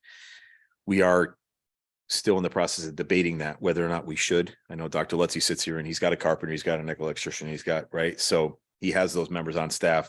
We've asked to share, but they're utilized the entire time, and we could get them a couple of times a week, you know, a couple hours a week, but it's not necessarily what's going to satisfy us. And we don't have one trade that would then trip a full-time salary. Right? We spend $65,000 on electricians. They usually come in a pair, right? So you don't really want to have one electrician walking around. Same thing with an HVAC guy. You don't want to have necessarily one, they come in a pair, but we don't spend enough money to then justify that. We are looking at trying to get a jack of all trades. Other towns have done the same thing. Board of Ed just hired a very good one. So we're looking at that type of avenue where then we would have one, and then we would get rid of hiring out for routine maintenance, changing of filters, things of that nature, where we would then be able to do that in-house for a cheaper cost. But we haven't tripped that amount yet. And I'm not saying buy another building to do that, but what? Is there a threshold that you need to hit? I mean, so you haven't tripped that yet. I mean, It's very close, but when you take into consideration that usually they're in a pair, or if I take in salary plus benefits, right, that matters, right? So that's where I'm trying to get to, is the salary plus benefit ratio, not just the salary. I'm trying to justify the entire, carrying of the man. I'm asking that question. We're getting close, but we're not there. No, and it's not, the problem is that, again, for the majority of it, the one thing that we feel that we could utilize would be an HVAC repairman, I guess we would call it, or mechanic. They can travel alone necessarily and do work, but we're not at that level yet. Where the maintenance portion of it, where we're not getting into major repairs and things of that lower maintenance level is not there yet. So we are looking at. Sorry, did we ever think of sharing with another town? I think that would be really difficult, point, to be yeah. perfectly honest with you. I don't even know how it would work, but I think it would be really difficult to try to do. Just the pay scales would probably be interesting from one to the other, and then justifying it back and forth. Right now, we share a gardener with the country club 2 days a week, 4 hours at a clip. That works out really well, but we want to hire that guy for longer, but we don't want to take him away from the country club because he does a fantastic job. So we're going to be at the point where we're going to have to balance that out as to whether or not we just want to hire a full-time gardener for ourselves for what we have. But that's a situation where it's working, but it's working because of the individuals involved. John and Mike Rowe are doing a nice job working together on that. I just don't see that happening, unfortunately. I've never broached the subject, but I don't see that happening. You haven't added a lot of FTEs since you started. basically. No, I we mean, haven't. you know, The, you've been I think we've flat added for- overall, I think, we're probably we're probably at zero because I lost one in the engineering department. We added one in the parks department. So I think we're pretty much at a net zero, to be quite honest with you. And I'm not saying that we shouldn't have added the one to the parks department, you know, sorry, John. You know, that one there was promised to us way back when we got Irwin, right? We Right. went 10 years or more, or even longer than that before we were able to get that second individual in. And that was a very good thing because if you take a look at our parks now, our parks are starting to shine even more, and that extra individual is helping with that. But Mike, to your point, I don't think that, you know, I think that we're doing okay. You know, I think that we're keeping up with the maintenance that we need to keep up with. You know, we have a very robust maintenance plan for each one of our facilities. And as it goes, we're pretty much through the roofs that we have to do, through the buttoning of the outside. We've got money in Waveney this year for doing the exterior for the repointing of Waveney House at $500,000. To the best of our knowledge, we don't remember when it was done. We've owned Waveney since the 60s, and I can't remember when it was done. Steve Benko did it. Did he? But I don't know what he did. So you know, Repointing, I don't know where. Yes. right. I don't know if it was a wholesale scaffold the entire building and go around and take care of it. I don't know. But from what we've seen and what we in talking to the contractors that have been working on the building, we need to do, we're starting to get water infiltration through those seams, you know, and that's bad for the building, bad for the inside, bad for the outside. But for the rest of it, we're working our way out of the initial Savin report that we had. We're working our way out of that. We're into more routine maintenance instead of replacements. What about solar panels?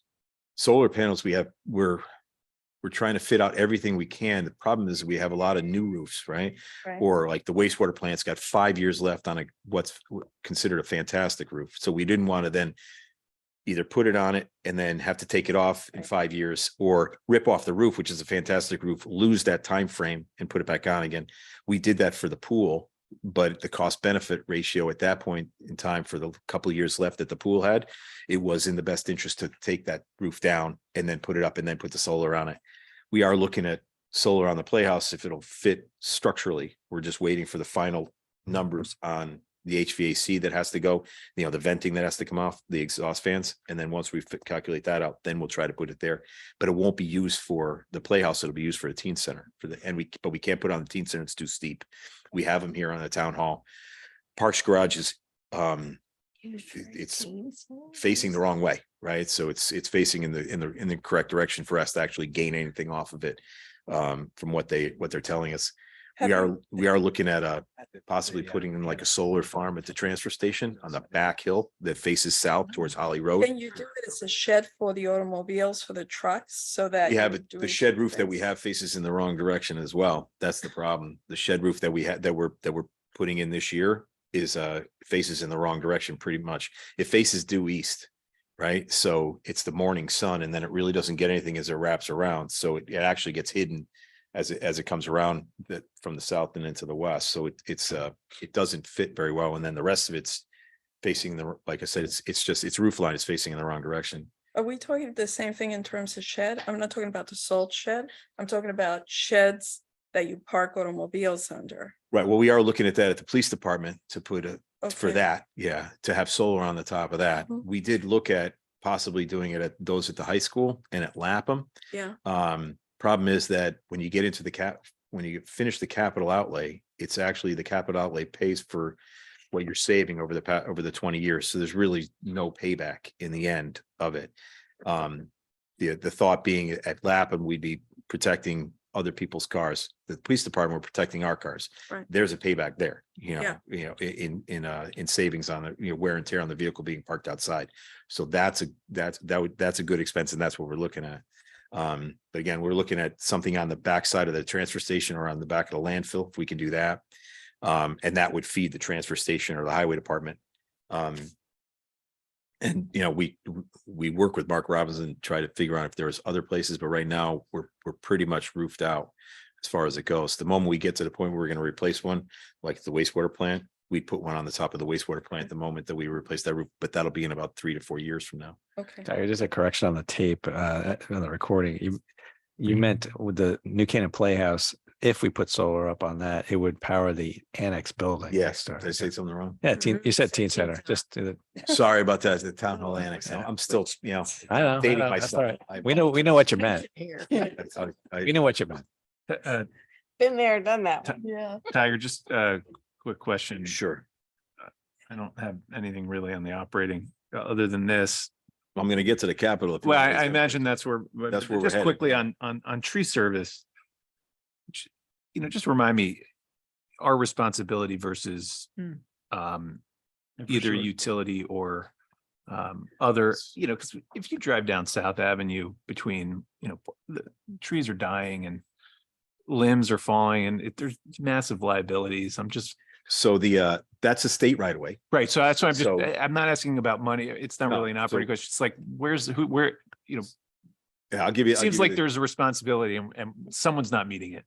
It's easy. 106, 123, 124 in the state right away. So basically from the stone walls in, all right, that's on the state. They have a state arborist. If we see a problem, we notify the state arborist and tell them. What about South?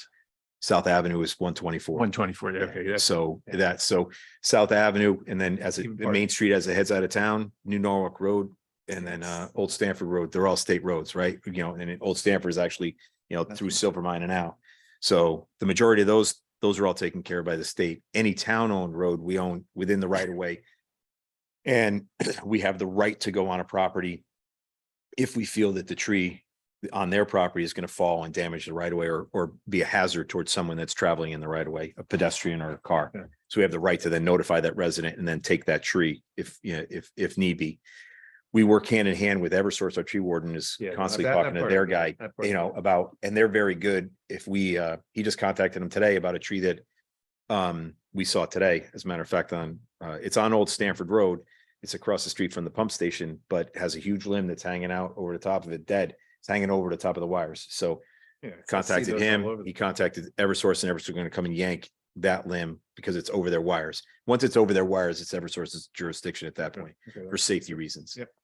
So when your point about South Avenue and some of the roads that we have in town, though, the canopy we have is so beautiful that based on what the state did at the Merit, the last thing we want to do is have the state come in and start You don't really wanna be going. walking and, I understand that, but yes, there's That a too. balance though There's enough between, trees. there's a enough balance trees there. between, They can be pruned, yeah, it's true. but you can tell when a tree is dying. Yeah. It's No, they not just hard. they just took one down right across from Waveney at the entrance of Waveney. They Yes. started working. And there's a couple more that'll go down as well.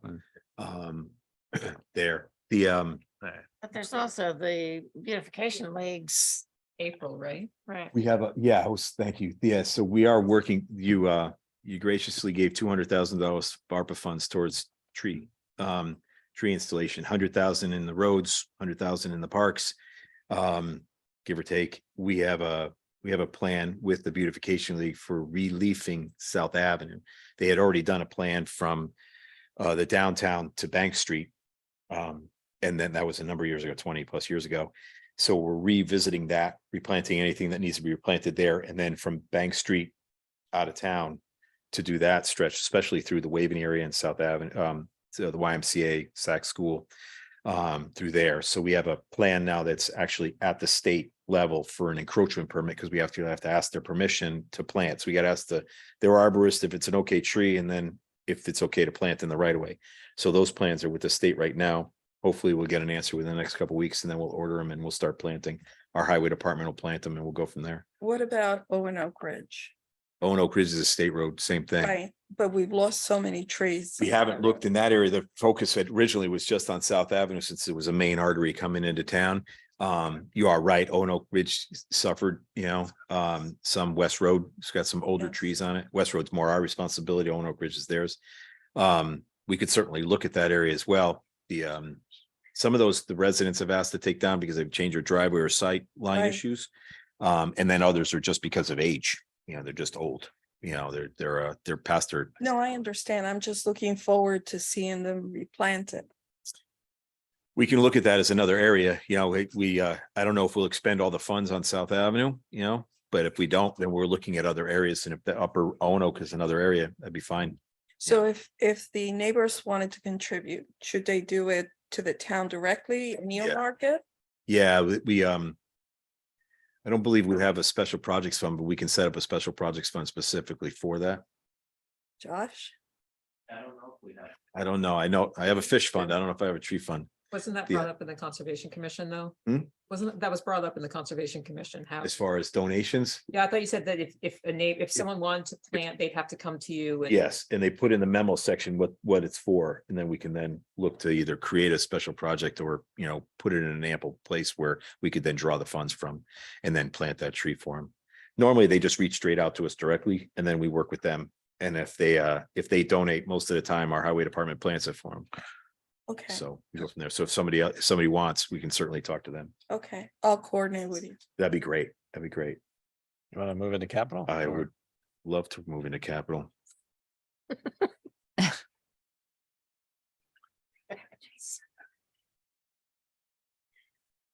So Page 31. Yeah. Anyone's 31. on their tablet all right, so Those percentages or jump out. 29, The- 29. The bridges. the and- percentages aren't fair, to be perfectly honest with you, but they are what they are. The unfortunate thing is we actually had some increases to our budget last year that weren't really reflected, like in town buildings, we had $3 million for Waveney that came in off cycle. That's not really reflected, right? So if you took that 3 million and added to the 1.2 for town buildings, we'd be at, 4.28, right? Which would reflect closer to the 4.55. But this was given to actual from last year, not a revised number from last year. But I'll run through each department. So I'll start with administration and engineering. Last year was 4,935, this year is 4,935, last year was 3,733. We have our standard pavement management at $2.5 million per year. I'll tell you that our PCI right now is running at an 84.6, which is fantastic. It'll jump over the 85 range this year, and then we'll hover over the 85, and then we'll kind of drip back down again. And we're going to kind of hover around that 85 for the next couple of years from what I'm seeing in 4, 5, and 6, right? As far as it goes, we get a little bump this year when we do the Eversource roads, and then it'll kind of fluctuate through as we go. And it's really an effect of what we did at this point in time 20 years ago and 10 years ago matters what we're doing now, right? So, because it's all planned out accordingly to year of road or the age of the road. So How if many we had a- years, Tiger? What? How many years have we done this? We are at the 19th year mark, to be honest with you, and we are pretty much done. We would have been done already, except I've got a couple roads that we're just waiting on. Millport Avenue, Lower Millport Avenue, Lakeview Avenue, every road that in essence was touched by gas is stalled. Yeah. Everything else was done, right? So we're complete in that regard. If Eversource wasn't here, we would have been done already. So Pine Street's another example. We're trying to do Millport Avenue, Lower Millport Avenue this year. It's actually going to the selectmen on Tuesday for award. The unfortunate thing is I just got a petition yesterday from the people on Olmsted Court that want gas now.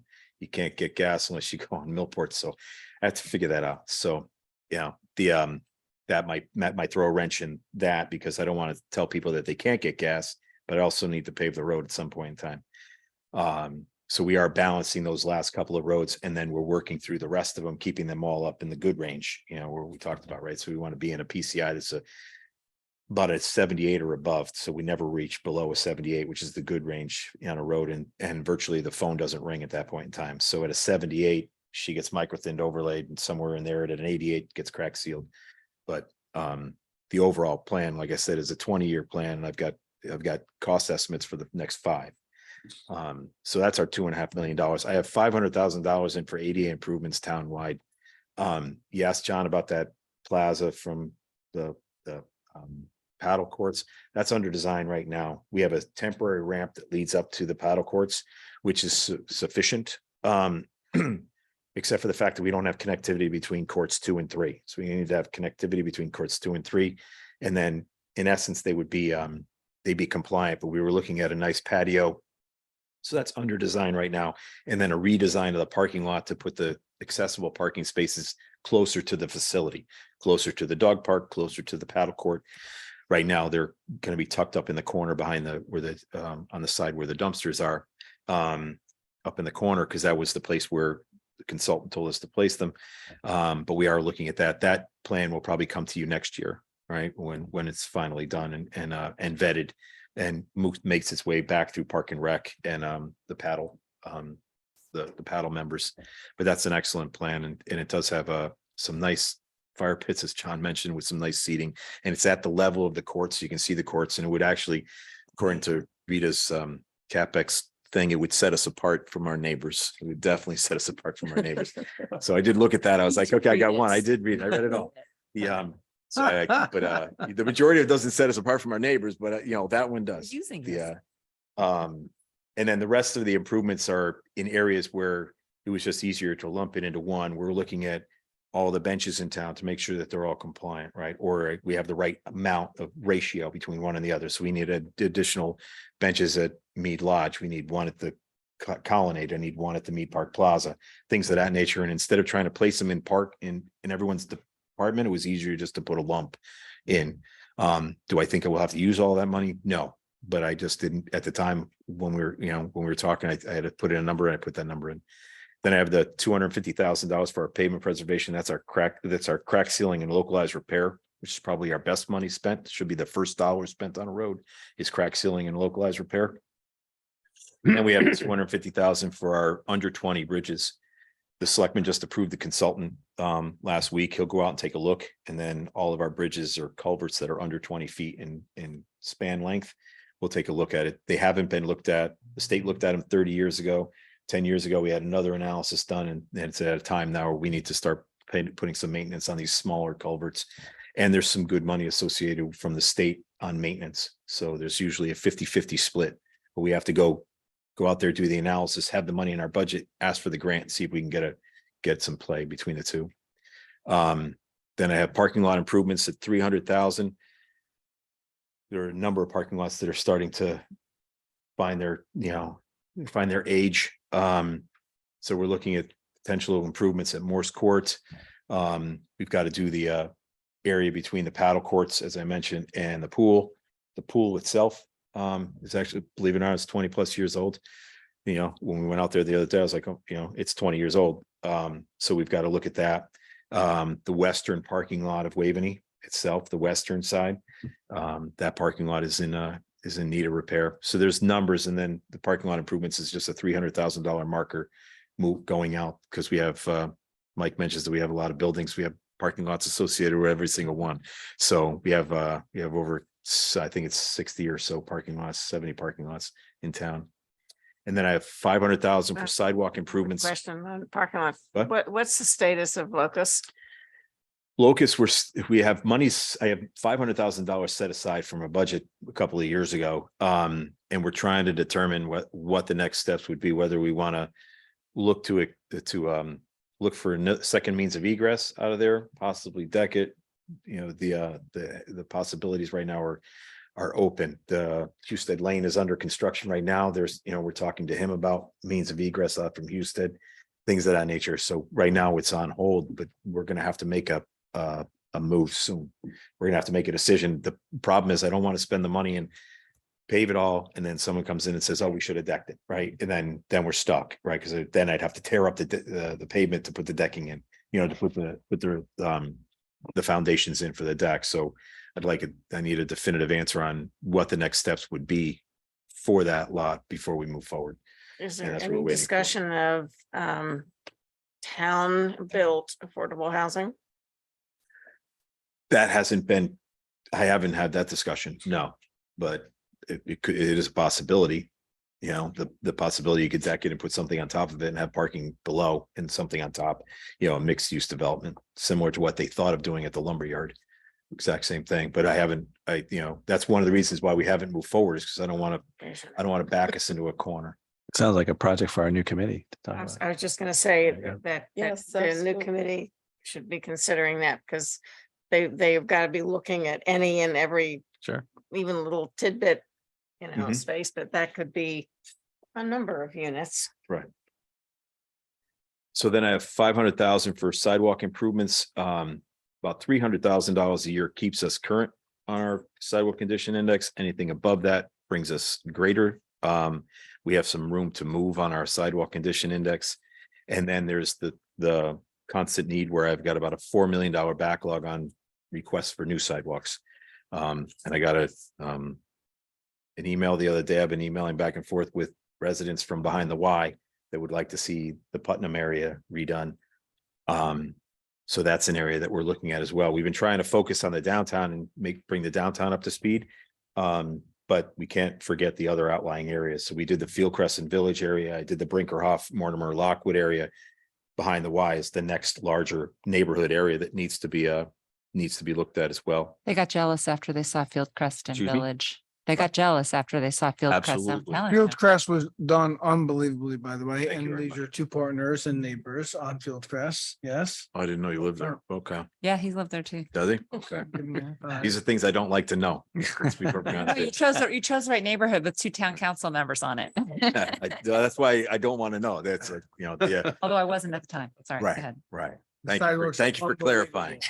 Unbelievable. But that's Nice. always, This that- big. those numbers are always, the sidewalk improvement number has always seemed small. And this is that 500,000. I think that might be the largest number we've had That is, yeah. going forward. And that's good because you can't drive around any month of this year, anytime anymore and not see people using our sidewalks. I mean, there were times when we had this big argument about Main Street sidewalks where nobody wanted sidewalks and we got these sidewalks in, and I am telling you, there are people all over the place. I mean, the more sidewalks we can do and the more walkable this town is, the better off we'll all be. I mean, from a health perspective, from a, so I'm a big advocate of that number doesn't scare me at all for We were sidewalks. talking about falls, remember, just before falls Yeah. are the biggest cause of injury. And so, those uneven black top things they were terrible. Yeah, So, right. yeah. Yeah, well, the walkability scale new, now. so you had the index for sidewalks too that we've seen over the years as far Right, as we're at future- we started at a 61 a number of years ago. We're at about a 70 now and climbing. That's the reason why the numbers here is greater than what would be to keep us static, right? It's $250,000 to just do 1 mile of sidewalk. It's probably a little bit more now. But that was our average. And we got 20 miles of sidewalk. So you can imagine that we get one a year for the 20 years, and then I'm out of its lifespan again. I got to start over again. So there's really no way to increase that sidewalk condition index to bring us up a little bit, except to spend a little bit more money. And the fact that residents are asking, and it's one of the things that people coming into town now want to see, right? They want to see a sidewalk. They'd like it. And as far as the call volume of what they're asking for, sidewalks are number one, paving is number two, to be honest with you, at present. I'm getting more calls on sidewalks than I am getting on road paving. So tell us the current projects that are, like, what can residents expect this year? You've talked about going to Bristow. You've talked about, there's a couple. Right, so we have, so Bristow is at the state right now for consideration, for their encroachment permit. So that would be one. Which section? of The Bristol? first section, sorry, from Park Park Street to- to Bristow, yeah, including a 4-car pull-off area. The area from Bristow to Gower is under survey. I met with the surveyor today, Maria and I, and we walked the route, walked the road, I should say, and looked at both sides of the street as to what would be possible. And then he looked at anything that he might have missed on the survey. He's going to make those adjustments to it and then give it to me hopefully tomorrow, maybe the next day. And then at that point in time, he'll start on the design sometime in the middle of April and then start working through the design. So I don't anticipate that moving forward this year, just because it's going to take him a couple of months on the design. And then I got to go through the process of talking to the state, the police commission, the residents, and then the council. So that'll be that'll be a. But that enhances the South School walk to school. That's that whole area back. That'll, that's more of a green link and a connection between Bristow and, connecting all the parks together, which Yes. was the Yeah. POCD from 2003. And then in the POCD from 2014, it actually showed that length of, they actually detailed out that length. Actually I had that, that's our, I'll give you this before. So I'll give you this this is our road network. Everything is a light green except for a couple of spots in the middle, the Pine Street, Mill, you can see Millport. I haven't updated it that much, but you can see that for the most part, we're all in the good to excellent range.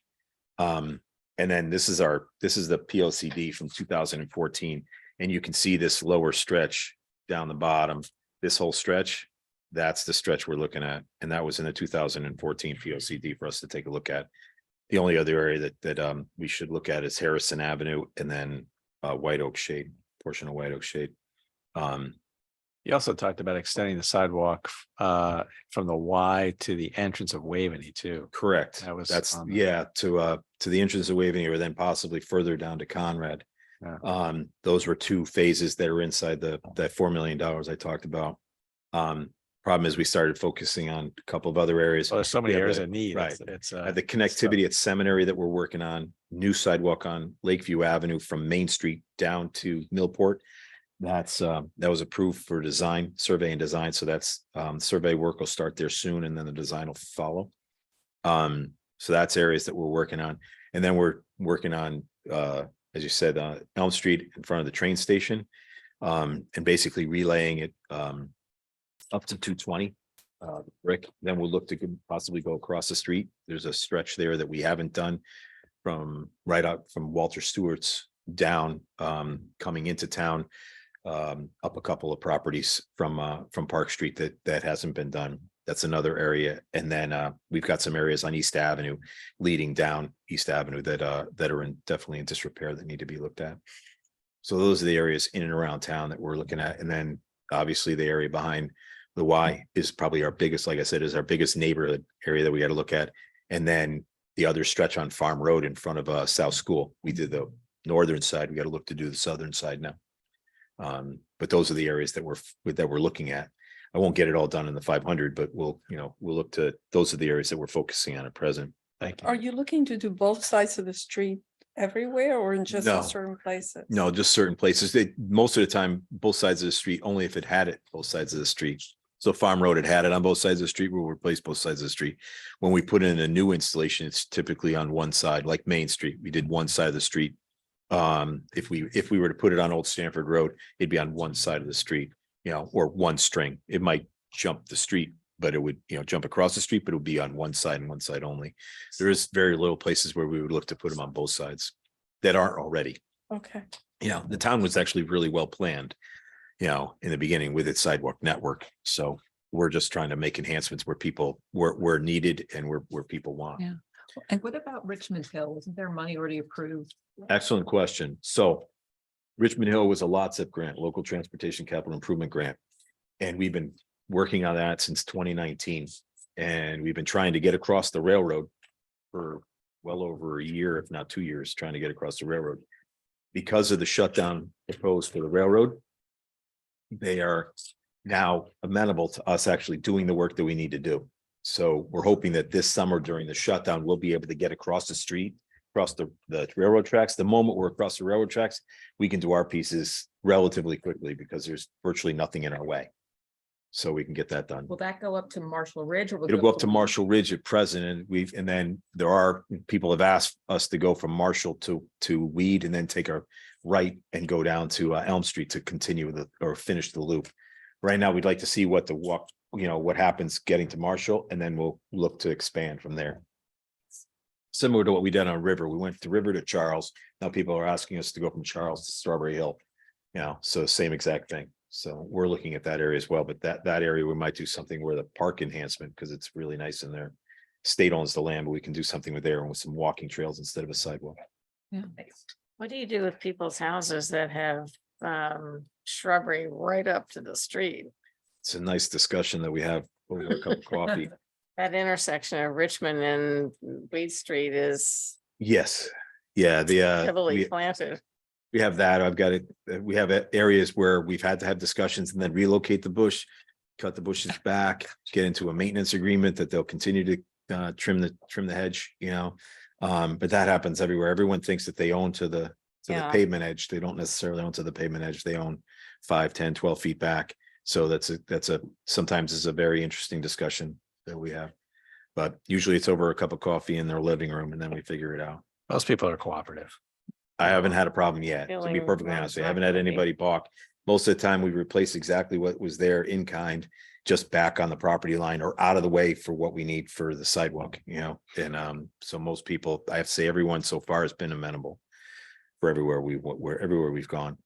Yeah, so we should keep going here. You cut 50,000 out of the traffic. I signal cut 50,000 out of traffic signals. That was basically for design for the two signals we have in town. We got two signals on Park Street. They're 20+ years old. They're eventually gonna have to redesign them, but the Board of Finance was asking for monies to be cut, so we cut about $1.9 million out. And 50,000 of it was that, and it really came down to bandwidth, right? It just came down to, okay, it can wait a year to go to design and then wait a year to come back out again, and sitting in our capital plan, being out 2 years won't hurt us. We don't have any issues with them yet. We've replaced one cabinet. We've fixed some of the conduit problems that we had that were mostly associated with utility work, not ours. So we fixed those, so they're still functioning, but eventually we're gonna have to come to pass where we're gonna have to replace those installations.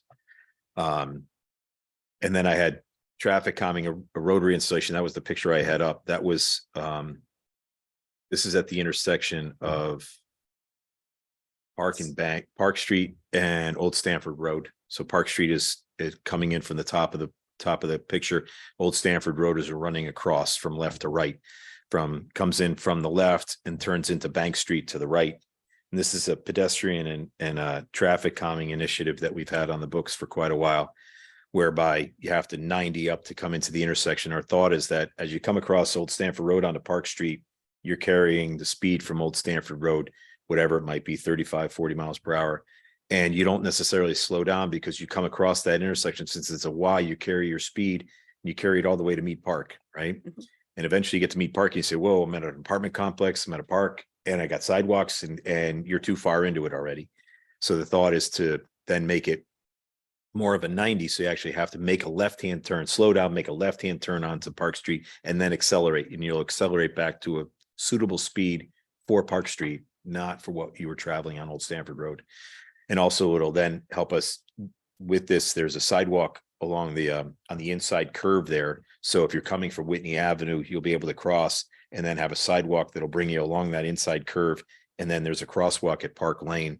It's the best crossing area with the best sight distance and the narrowest road width to then get you onto the sidewalk on Park Street. And then that will bring you into town or to Bristow, because you can turn back around at that point in time and go to Are Bristow. you proposing or looking to put a stop sign on Park Street before you go on to 106? There is a stop sign There right is? now. Oh, yeah. Yes, yeah. Yeah. Yeah, you can see in the far bottom left-hand corner of the intersection, there's a stop bar. Glide through to- Most people That just, would be- right, most Yeah, people just that's come what I up and glide usually through it see. and go like it's a yield. Yeah, Yeah. this will 90 you up, right? Bring you, and then make you have to make a right-hand turn on Old Stanford Road or a Okay. left onto Bank. And it should slow speeds down on both sides. So that's that $150,000. It's been in our quiver of things that we would like to see. And since we're coming in and redoing the sidewalk on Park Street with a LOTSIP grant, looking to extend the sidewalk down to Bristow, we'd like to increase the walkability for the neighborhoods from Whitney, Park Place, that area, to this area. So then after that, the rest of it is pretty standard, our standard fare. And then we're looking at 2 more EVs. We purchased 2 this year for land use. We need 2 more for land use. And we pretty much have turned over the fleet with the ones that we bought for Jen this year and the one Jen has in her budget this year. And then 4 more for land use. We'll pretty much turn over the entire fleet because the fleet is old, right? It's 2004, 2006 models that are spending more time in the shop than they are on the road. And so 2 EVs with additional chargers, they'll park themselves in the Locust lot. We'll put the chargers there and then we should be able to be good at that point. What's the age or the mileage on those vehicles? Some of them are over 100,000 miles. The majority of them were police cruisers, right? So John, the chief told you yesterday, right? It went from them and a frontline vehicle to them as a detective to us. And then, and then they're at the end of their useful life, right? They're and it's probably the worst time for them because they're driving low mileage for short periods of time every day, which is the worst for a vehicle, right? Especially at the end of its life. Beginning of its life, it's okay because it's strong. The end of its life, it's not. You'd rather drive it on the highway and let it go for long periods of time. You don't want to start it. And by the time it warms up, you're at your destination, you need to turn it off. It's really what happens, right? Because well, it's 2 miles to get to wherever they got to go. Then they park, they do an inspection for an hour, start it again and come back again for 2 miles. It drove 4 miles in one day, was out for 2 hours, and it didn't even get warmed up, so it's bad for the vehicle. And especially at its age, the vehicles aren't responding well to it. So they're spending more time in the shop, which is causing our highway department, our mechanics, fits. Any questions on admin? No, it's been a long time on it, but the town buildings is at 4.5 million. It was up from 1.2 of last year. I mentioned the 300,000 from or 3 million from Waveney House, not included. The police department and the training facility, we don't have included. That's why they're asterisk, only because it just skews the results as far as the comparison year over year. Those will be a discussion for a future date. We hired the construction manager. He's helping the designer work through now the final phases of the plans. And then they'll get into cost analysis. And then at that point in time, we'll get into the bidding phase, and then we'll come to you for the final monies. We'll go to the Board of Selectmen, Board of Finance, Town Council for the monies at that point. But the project's moving forward. We have an excellent construction manager. We hired Turner. We have some of the same staff that they did at the library. They were excellent there. It's one of the reasons why I wanted to hire Turner for here. They did a fantastic job during the interview process. And they have a very good grasp of the project itself, have done a number of police departments beforehand. And I think they'll do an excellent job for us. And then we have the 500,000 for Waveney House that I mentioned. We have 250 for the Powerhouse Theater. Patricia's here, and we'll talk about that after. I have $250,000 for the Irwin Barn. That's for structural repairs of the roof itself. We have monies in the budget for the roof. When we went in to actually take a look at what was necessary, the roof is sagging, and the spans are too long and too wide for the roof structure itself, especially given its age. So we went back to a structural analysis, came back forward, and then this is actually this is a quoted number for what needs to be done there to then shore up the roof, and then we can actually shore up the roof, build the roof, and then the barn should be good to go for a while. And at that point in time, if we want to look at a different use for it, it would be ripe to look for a different use. Irwin Park Main House, I think that this got cut originally at the Board of Finance level, but it's here. That was for work in and around the structure, painting the structures, and a new generator, some work inside the facility, things of that nature. But I believe that I left that on the table, Board of Finance. So that's still in, or is it? Yeah, I think it's out, but I have it here because I saw it in the budget sheet here, but I think I gave it back to the Board of Finance. So, I thought I did, but it was on my list. So, but I'll keep it here because Why would you do anything in there until we decide what we're gonna do with it? well, that was the Board of Finance's discussion too, was come up with a use and then I'll give you money to do it, that was that. So that's why I cut it. So, But the only thing is, if we forego doing maintenance, is there going to be a bigger issue later? Like that's the thing. For some of not- it, not all of it, but. right. So I There's- took a little tour of it and I could see some things that could turn into big problems. Yes. No, I'm there's- not talking about generator. I'm talking about small things that could easily be done that There are would some save. things there that, when we don't put any monies towards it, then Yeah. if we don't have any monies, we don't have any. I'm money not to saying apply to it's, it. 250, but there's definitely, I could see things that could turn into big problems if we didn't. But if you're take not care of it. using the building at all, then Well, so we there have are people in it right people now. Yeah, so IT's in it. They've got IT's in- nonprofits. yeah, so IT's in the guest house. nonprofits are in And there. then we have one you made a nonprofit. in decision there. to put the nonprofits in there. That was because we I had, understand you took it out of the playhouse. short I term. got it. It's short term, but then long term, who makes the decision what we do? Well, with there's- that building. there would be a lease at that point in time and I think the a lease use is of coming to town us. facilities. So But isn't the most important question whether we should just take it down? I mean, what that was is the the other- compelling that was- long-term? that was the other discussion by the Board of Finance, was whether or not we should just remove the building, right? There's pros and cons to both sides, right? The original master plan showed it as a ruins garden. Way back when. As a what? As a ruins garden. If you actually look at the master plan, it actually showed it being knocked down and all the walls were kind of in half, it was like a sculpture. in the end. It's gonna look like that eventually. We're hoping not, but but yeah, then the other thought is if it has a suitable use, then you shouldn't, right? Right now, we have IT in the guest house and we're utilizing the garage between it. That's our central facility storage area. That's our basically copy paper, toilet paper, paper towels, things of that nature that we buy in bulk. That's where we store, right? And then we pull that to all the different facilities that we have. The use of the main house, that's something that's open for discussion, and then if you find a suitable use, you should keep it. If you don't find a suitable use, then you can look to knock it down if you so wish. So where does that discussion occur? And do we need to spend the 250 while we're waiting? I don't think you need to spend the If it's 250. not while we're already waiting. out, we can make sure it goes out. I think it hit the floor on the last cut, but only because the Board of Finance had the exact same problem. Their thought was, tell me what you want to do with the building, similar to Waveney. Tell me what you want to do with the building, come back and ask for the money, I'll give you the money. If they agreed with the usage, right? So I think it hit the floor. Okay, thought I did. Okay. Really? Thought I did. Okay. So it was. It's, yeah, it was passed. Was So, it approved by them? Yeah. it was so, approved by so them. we've got 100,000 plus 250, so 350 so far tonight. So we're, Yeah, we're right. What was we're okay. 100,000? Did I give you that? No, you didn't give us that. Thank God. That's Jen. Okay. Oh, Jen gave you that. Yeah, well, that was, yeah. They should be Oh, spearheading the discussion. And then the other one that we cut was the incinerator building. We have two incinerator buildings at the transfer station. One was from 1950s vintage, one was from 1970s vintage. They're both still standing. One houses the animal control facility, the other houses our salt area, plus the swap shop, and sits unfortunately over the top of the highway department. We added $325,000 in there to look at the facility and do a phase one environmental to see exactly what we would need to do to knock it down. Board of Finance asked us to reconsider and take a look and give them a master plan for what we're looking for the area.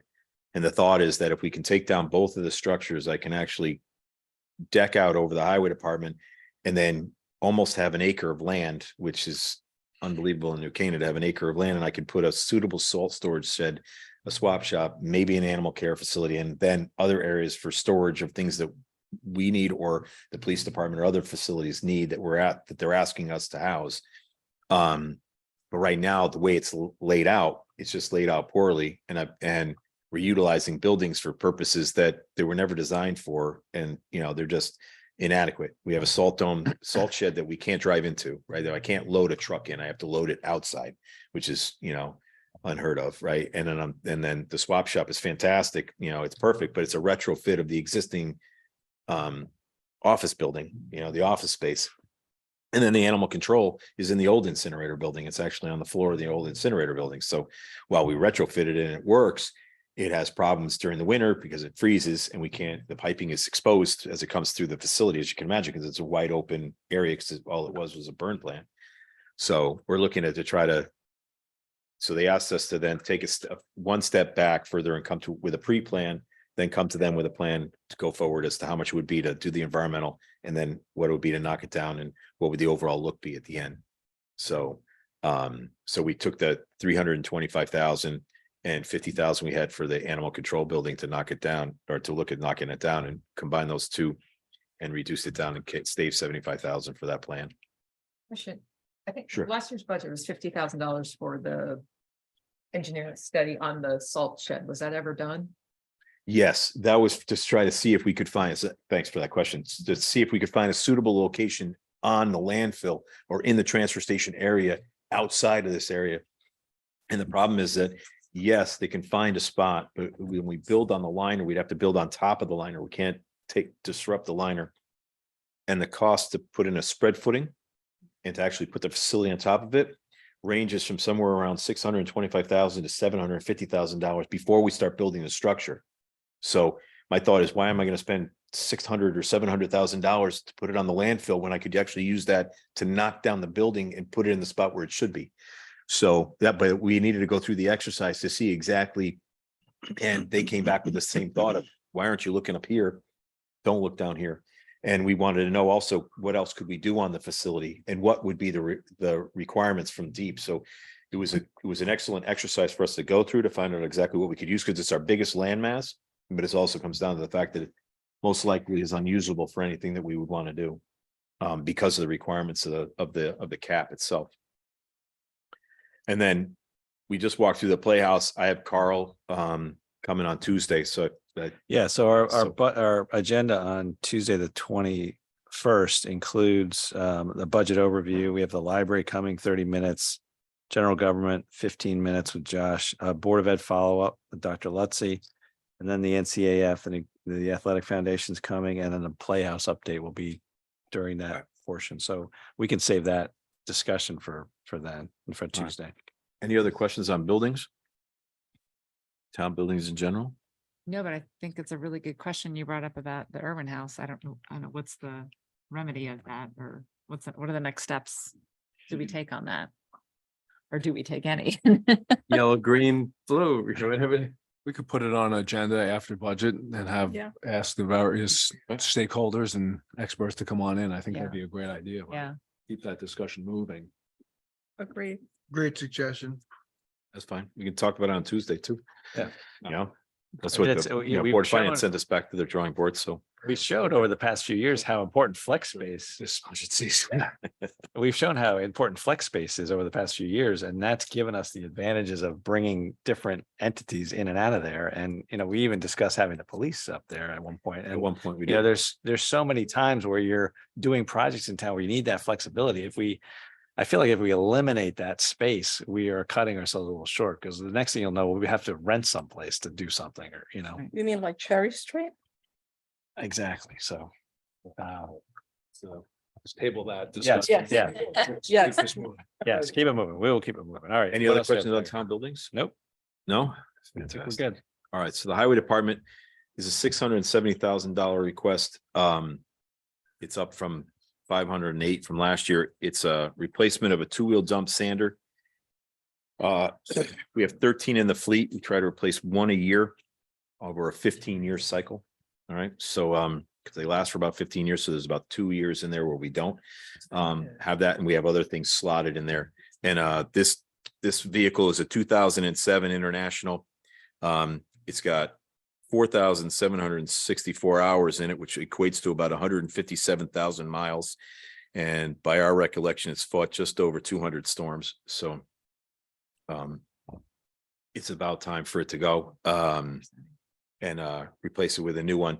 The unfortunate thing is that we are a year out from an order, right? So when the last order that I placed at the end of December, they told me there wasn't a 24 model, it was a 25 model I was buying. So you can imagine that it's, you know, I'm a year out from everything. So the thought being is that while we're asking for the money now, we're not necessarily going to, similar to the fire department, right? We're not going to get this vehicle for the next year or more.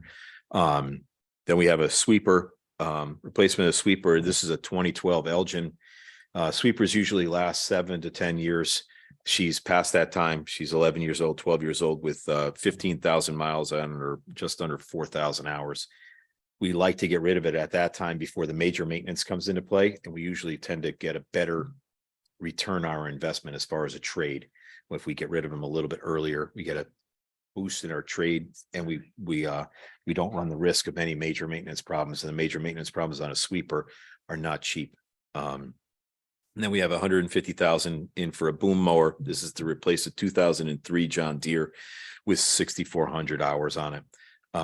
Very similar, high mileage at that point in time. Then we have $75,000 for a leaf collection system, and then 25,000 for our equipment refurbishing. That's where our best money is spent on that $25,000 as far as keeping our fleet in excellent shape, and then being able to extend its useful life. So I Any don't know if you have questions on that? That's pretty questions on that. straightforward. All right. moving That's on. the overall question here, Yeah. Tiger, on all the equipment that you're looking to replace. I mean, in your opinion, you've pushed these things as hard, you've repaired, replaced, patched. Did you everything you possibly could, and now is the time? I mean, on all your equipment.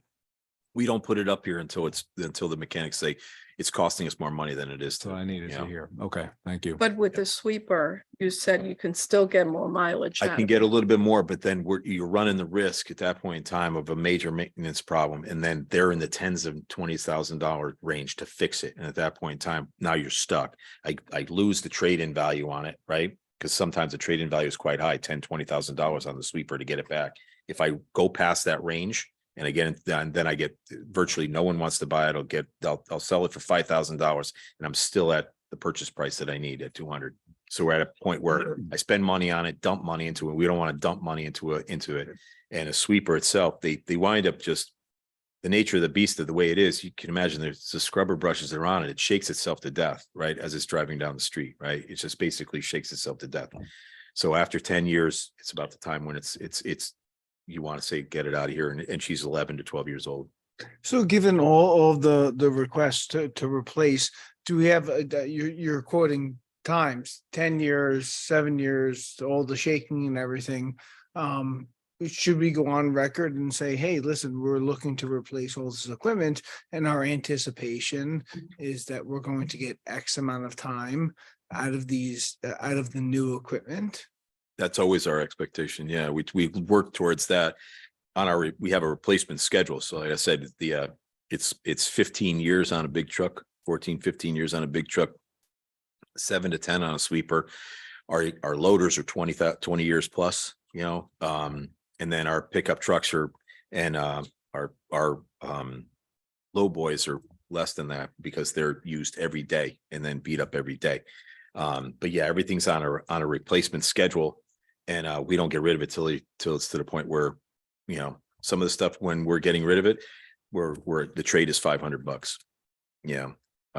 So at that point in time, we know that it's time to go. You know, the last thing we want to do is have to dump money into it or spend money on it just to keep it. Of course, you don't want to, kick the can down the road and then you're right back in the same situation. I think listen, it's a significant ask.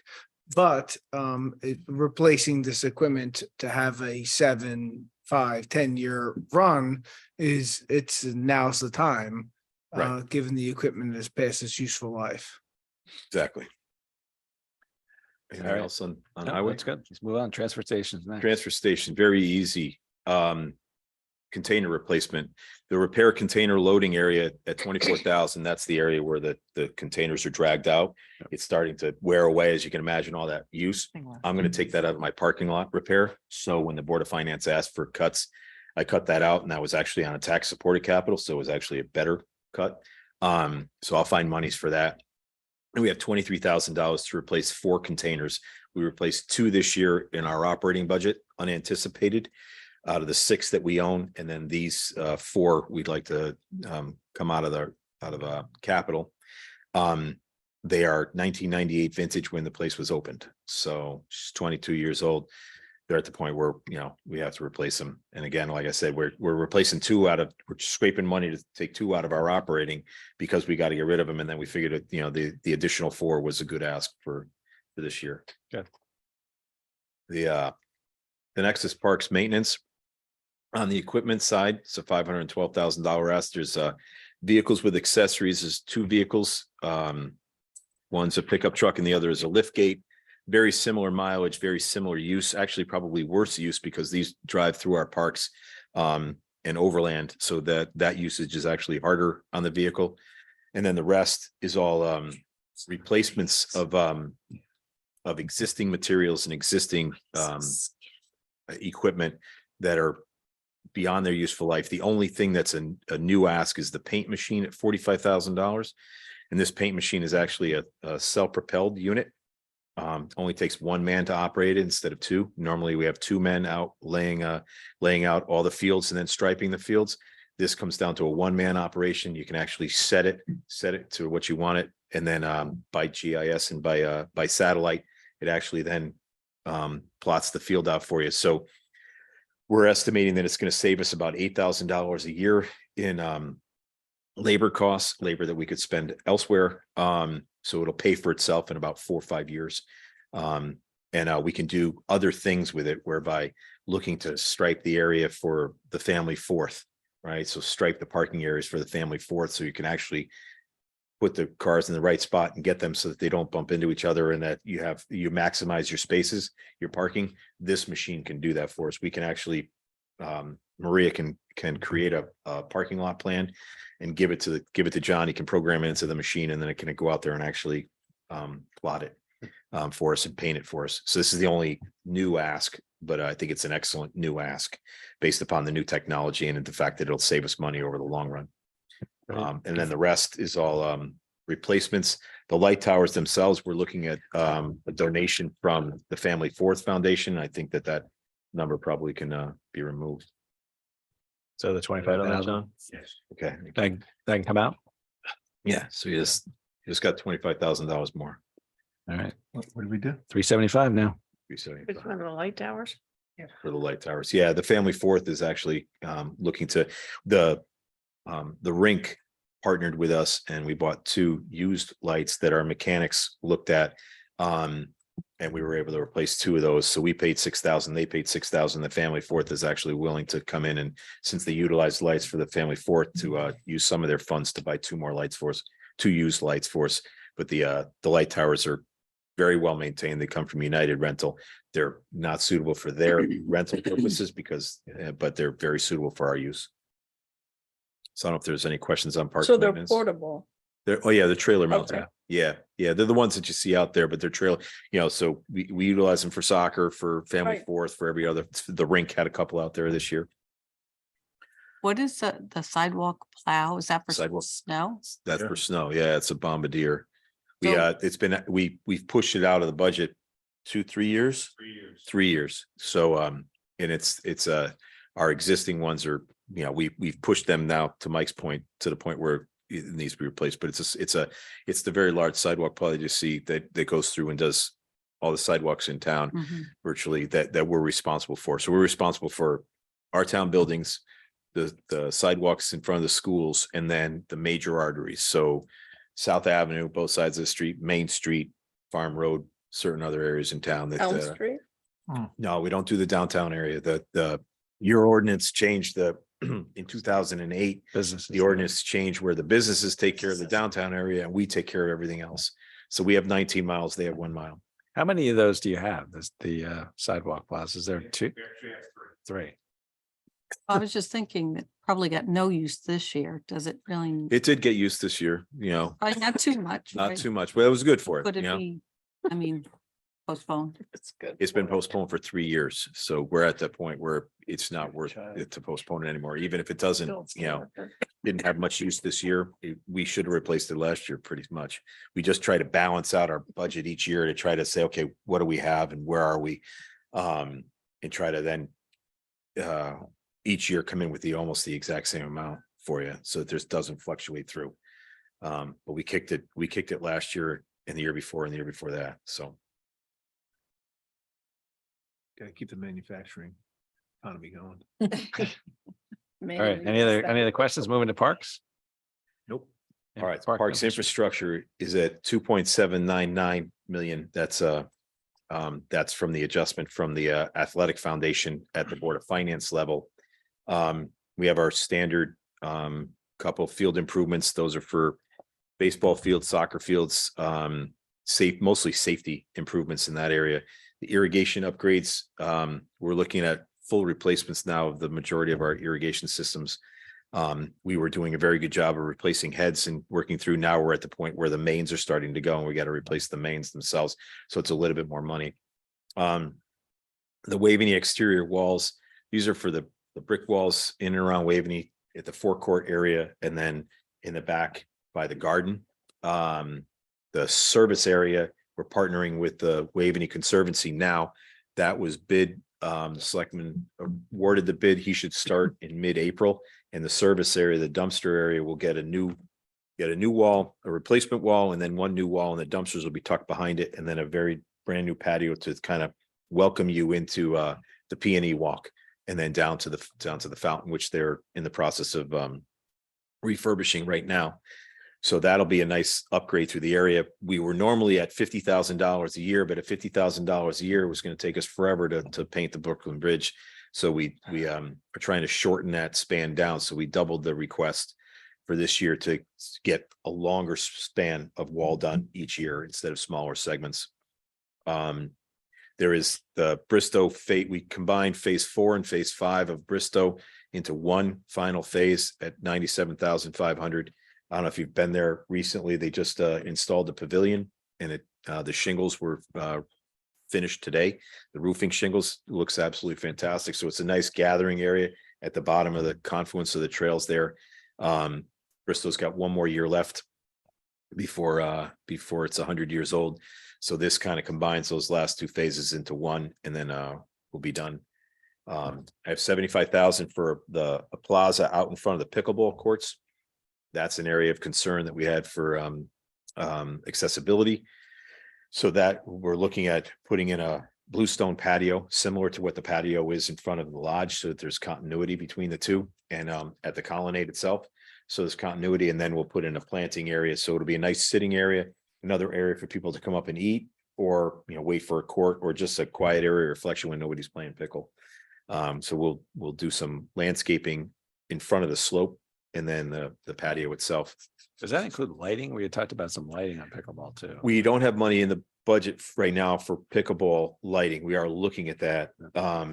One of the concerns is the fact that the neighbors are right there, so we didn't want to come in right away with pickle and then lights. Yep. Kind of bring pickle in, see if there's any concerns, and then come forward. We haven't gotten any concerns, haven't gotten any questions or comments about noise. So yeah, we'll start to look at, you know, lighting for that area that specific to the court, stays within the footprint and doesn't spill over to the residents behind. Then we have 150,000 for walkway from Mead Park to Bristow, from the parking lot to Bristow. It actually goes past Gamble Field, which is an area of concern right now. The material is not suitable for walking. It's a access road. We've got to then make the connectivity between the parking lot and the field, and then the dugouts and the field.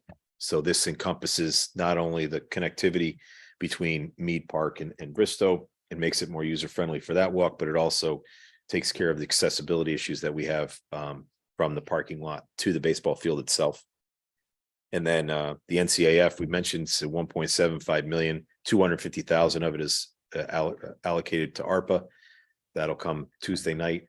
And then we have $300,000 for the annual contribution to the Conservancy projects.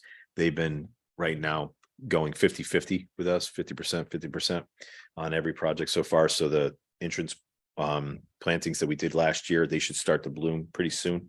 So everything along South Avenue, you see those, they're partnering with us on the service area, same thing. And they partners with us on the walled garden, the roofs at the walled garden. I don't know if you've been down to the walled garden, but those roads are beautiful. So I don't know if you had any questions on parks. Tiger. Sure. Sorry. No, go. But first off, when I'm on the train, I can see the Bristow part. It looks really nice. So thank you. Congrats on that. The NCAF, I recall from the Board of Finance meeting, it was, I mean, the $2 million is our half. That encompasses all of that work that is going to be done at Dunning, correct? Or was it agreed upon that it include all the phases, or is it that? No, we're not at that level yet. We have a meeting with the Board of Finance next week. Okay. I'm sorry, on April 11th. Apologize. We'll be to you before we're to them. Yeah, so next Tuesday, Mike Benevetto's Right. coming to Mike us. Benevetto's okay? So that we'll coming. go We're- through all of that. Yeah, we're So gonna then give you don't that full don't update wait- then. Don't waste any time. Okay. Sorry. Okay. It's okay. Moving on. Christina. Yeah. No, I was gonna touch on the same thing, so Oh. we'll leave it for the next meeting. Yes. There you go. Thank you. I don't want to spend time when I know I'm No. gonna spend it later. Yeah, exactly.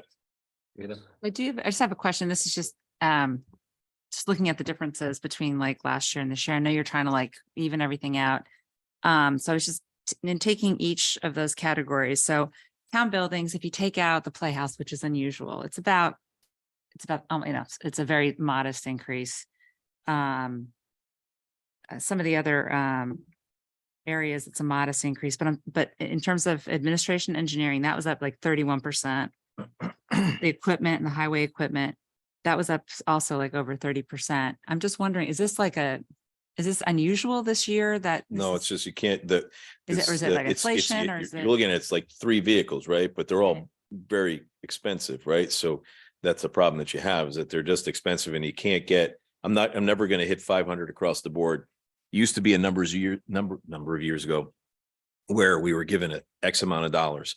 And what wound up happening to that is that a wave created because we weren't able to buy the things we needed to buy. Right. And eventually we got to the point on the Parks Department where when was that? The time that was a couple of years ago, where they actually just, everything that was on the list that had been pushed out 5, 6, 7, 8 years, they just bought in one shot and just said, okay, we're going to clean out the list, because they had been giving $200,000 a year for 5 or 6 or 7 years. You just can't do it. Right. And I can't balance it perfectly to say, well, I'm going to be here. No, you no, know. I understand. And it'll go up and down, but thinking of a trend, right? Is this the new normal? Like, is it going to go up from, you know what I'm I saying? would imagine, yeah, Is because this- Like, is administration engineering, and I'm really just trying to Oh, good. understand, not like that is significantly higher than last year. Is it because that's just what we're going to have to do going forward? I mean, we're putting in more sidewalks, which means we're going to have to maintain them. Like, I'm just trying to understand, like, is this the new normal?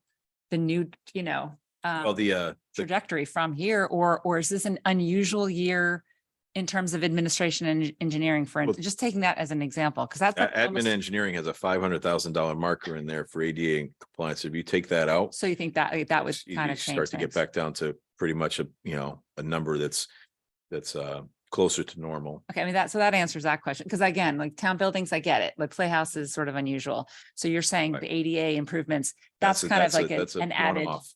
like. Yeah, we won't boost have Kind that. of jack things up. And then the other one was the equipment, which you're saying we're hitting a year where we're having to replace. Now, is it more is it because it's a lot more expensive also this year to replace? Is that part of Well, the the, equation? Well, you're looking at the vehicles, say that the two-wheel dump sander 2 years ago or so was 190 or 180,000. Now we're at 220. And at 220, we're scraping like right at 220, right? Where the last truck we bought was 222. So you can imagine it's 222 and I'm asking for 220. So I'm looking at the trade-in's gonna have to help me, and I might have to then, we bought a different type of truck for one to try to make the two work, over a 2-year period. So yeah, the costs are going up across the board. Yeah, but you understand what I'm trying to say here. Like, it just seems like this is a big jump, and I'm just trying to Well, understand why it's jumping, and if this is again, if this is what we're gonna have to I expect. think you're looking at, there's no way for me to balance at $500,000 Yeah, no, to I'm- 581. So you can't really ask, it's difficult to ask the question at, okay, why are you moving up from 580 to 670? It's really the 3 vehicles that we need to replace. They got more expensive, and the anomaly between the vehicles themselves or the Yeah. equipment themselves, there's a little bit of a delta between the two. I get the equipment, I'm understanding. Okay. What else? do Sorry. we Yeah, do That's here? a good question, Rita. So we can keep talking about that. Yeah. All right. So Nature Center's next. Nature Center is easy. It's 0. Good. Like that. Yeah. Right. The Audubon House renovation in there. Still talking to the Nature Center themselves about their partnership in it. The thought is that, what I'd like to see is that we renovate the building, they operate out of the building, any net revenue that comes out of that goes back into the physical plant. And you see a payback off of it, and then they spend that money back in the physical plant. So it's monies that we don't necessarily have to spend. If they say that they're gonna, gain $50,000 in revenue out of that every year, well, then a certain portion of that should come back to, not to the town, but to go back to the facility that they're in. Help us with some of the things that they got, and then pay back off the 200,000. So, but right now, because we're still in discussions and the Board of Finance asked for some monies to come out, that was one that I cut. Okay. And then So the you last, took it out, or is I it? took it out. So there's Okay. nothing being done at the nature center? No, Okay. nothing on the Great. capital side. Josh confirms it's out. We thought we had another 200 there, Josh. All right. Sewer. Sewers last said 970,000 was down Went from down. 1197 last year. There's a couple standard things in there, engineering for that we have to continue for zinc and phosphorus to make sure that we can continue to maintain permit. Sewer rehab. We go through and we look at 1/3 of our system every year, and then we TV it, jet it, TV it, take a look at it, and then make any repairs that we need. We have some money in there for our UV rehab for the engineering portion, and then the UV replacement. The overall cost, the replacement of the unit is greater than what was originally anticipated by the engineer. So we need additional money there. We have a replacement vehicle, and then our largest item is the inflow and infiltration project. This is a multi-year project. This is phase one, $500,000. We have at least another phase, if not more, to go through. We just finished they're finalizing the report that and in that has phasing of what work we should do over the next couple of years. And the first phase is $500,000 to take a look at what we have. TV, the majority of it, do some manhole repair, things of that nature, and then smoke testing, right? So what our biggest problem is not necessarily an infiltration problem, it's an inflow problem whereby people are connected. They might not even know that they're connected, right? So your sump pump is connected, or other areas that are inside your house are connected to the sanitary sewer instead of the storm sewer. So the moment that it starts to rain, we see a huge jump. We're not necessarily seeing problems with our piping. We've got a couple of areas of concern that we'll take care of, but the majority of our piping is actually pretty tight for industry standards. So that's a good thing. It's more the inflow. So the only way to do that is to actually smoke test, which is actually they put smoke through the pipe, and then it actually, if it comes out of your vent pipe, it's great. If it comes out of your lawn, not so great. If it comes out of some other place in your house, not so great. So those are kind of things that we'll have to go through, and that's a multi-year phase project. But these monies will be coming out of the major maintenance reserve from the sewer department, so it doesn't affect the general fund. But Tiger, you say it's step one and it's 500. Is there like a hypothetical ballpark figure of what the It's a project? couple $1 million, hypothetically. It's at least 2 steps, if not 4. Well, I wouldn't think you would label something step one if there wasn't another step, right? We had $1 million originally slated, 1 and 2, to get through the initial engineering phases and to find out exactly the extent and then work through each problem. And then there's some additional monies after that. So it's probably a 4-phase project. It's at least 500 and 500 for the first 2 years. And then after that, I'm waiting for the final numbers from the draft to tell me what will happen in year 3 and year 4. I mean, obviously very warranted and needed. Right. This will save the plant itself. This will help the plant. That's what I'm gearing towards, is that the money spent up front to saying phase one approve, and then not knowing is there 37 phases? So No, it won't be that long, but at least 4. okay. This is all offset by revenues, right? Right. That's what we're trying to do, is have them offset by the sewer use fee. So it Yeah. doesn't come back to the general fund. Right now, we have our major maintenance fund has a good amount of money in it, but we're looking to have to raise sewer fees, use fees, to then make up the difference in some of this capital outlay. But you have to remember, the plant's 20+ years old, right? So eventually, and then the system itself dates back to early 1900s. So, Tiger, I think it's a very good and appropriate use of funds of where you're applying the upgrades and where you're putting money. That's gonna better support the town in general obviously we need this. So I just wanted to ask, what were the stages? And no, that's fine. Yeah. It's an excellent question. No, I think it's great. Yeah, no, it was a good question. This is never part of the sexy part of the budget, but Usually you much never needed. ask a question about it. You just don't want to know anything about well, it. last year, we were talking about. Does it go down? We Okay. were talking let's about go. grinders last year for a while, Talking so about let's stay out of grinding that. pumps. We don't, no conversation. grinding pumps this year. Okay. Yeah. So that That is it, right? that's it. Yeah, we're done. Thank you. Yeah, I don't know if there's any other questions about the department overall or what. Any we're doing here. questions? Anybody have any? Hillary, you still out there? Any questions from you? Still there? So just do me a favor. Here, I don't have any questions. Thanks, Hillary. Thank Just you.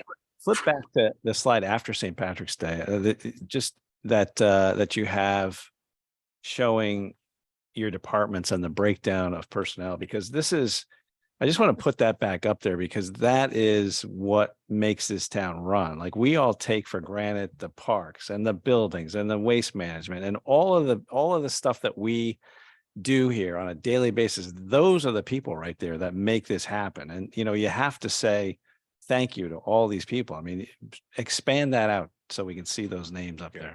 I can't do it any better.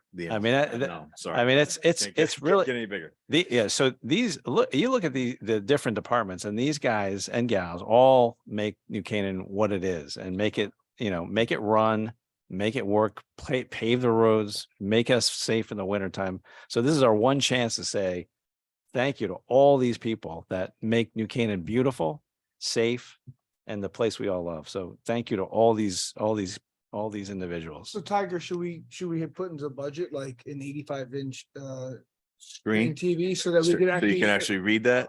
appropriately support and say thank you very much? Oh, you did enough right now. It's perfect. Well, make sure they know, Tiger. We will, please. we will I mean, tell them, absolutely. So We only get to do this once a year, so. National Public Works when's Week that? is middle of May. So the selectmen are actually hopefully going to approve it on Tuesday for celebrating National Public Works Week. I think it's 21st to the 27th, something of that nature this year. And then we, in the past, we've done things, COVID kind of killed it where we hadn't really had the guys out or you guys down to seeing them, but we might try to look to do something that this year. That'd be good. Well, thank you. Yeah. Great presentation. All Thank right. you very much. If there's any other questions you got, if not, just listen to the New Canaanite this morning, the podcast this Oh, yeah, morning. you're on the You can, podcast. Yeah, you well can find done. out exactly what's going on in town. Wow. So, Been a busy week Tiger. for you. Yeah. We'll see you next Tuesday. again. all right, yes, It was a thank you. good podcast. It was, You got it. wasn't it? Thanks. Yeah. Are you staying there, Tiger? I'm gonna stay here right now. Okay. All right, next up, item number 4, we have the American Rescue Plan Act, ARPA appropriation, review and approve of ARPA allocation of $250,000 for the town players. Proposed renovation project at the Powerhouse Theater, led by our ARPA king, Mark Jimsky. Okay, everyone, on your iPad, you have the draft of the funding matrix. Maybe just to kind of review, since one item that we're gonna hopefully approve and discuss here is the town players, the proposed renovation. We have Tiger and Patricia here to help us go through it. But before we do that, just so everyone understands how much we've approved to date, you'll see it on the second page. We've approved almost $5 million. If you include this 250, we're at about 5.25 million. And the total allocation is just around 6 million. So you'll see what the remaining balance is, just under about $750,000. Just to kind of put it into perspective for you. And there are still other things pending down the road, but Where's that list? that list, there's a few items. You heard one, which was the Tiger, what was the one that's they haven't even gone to the Board of Selectmen yet.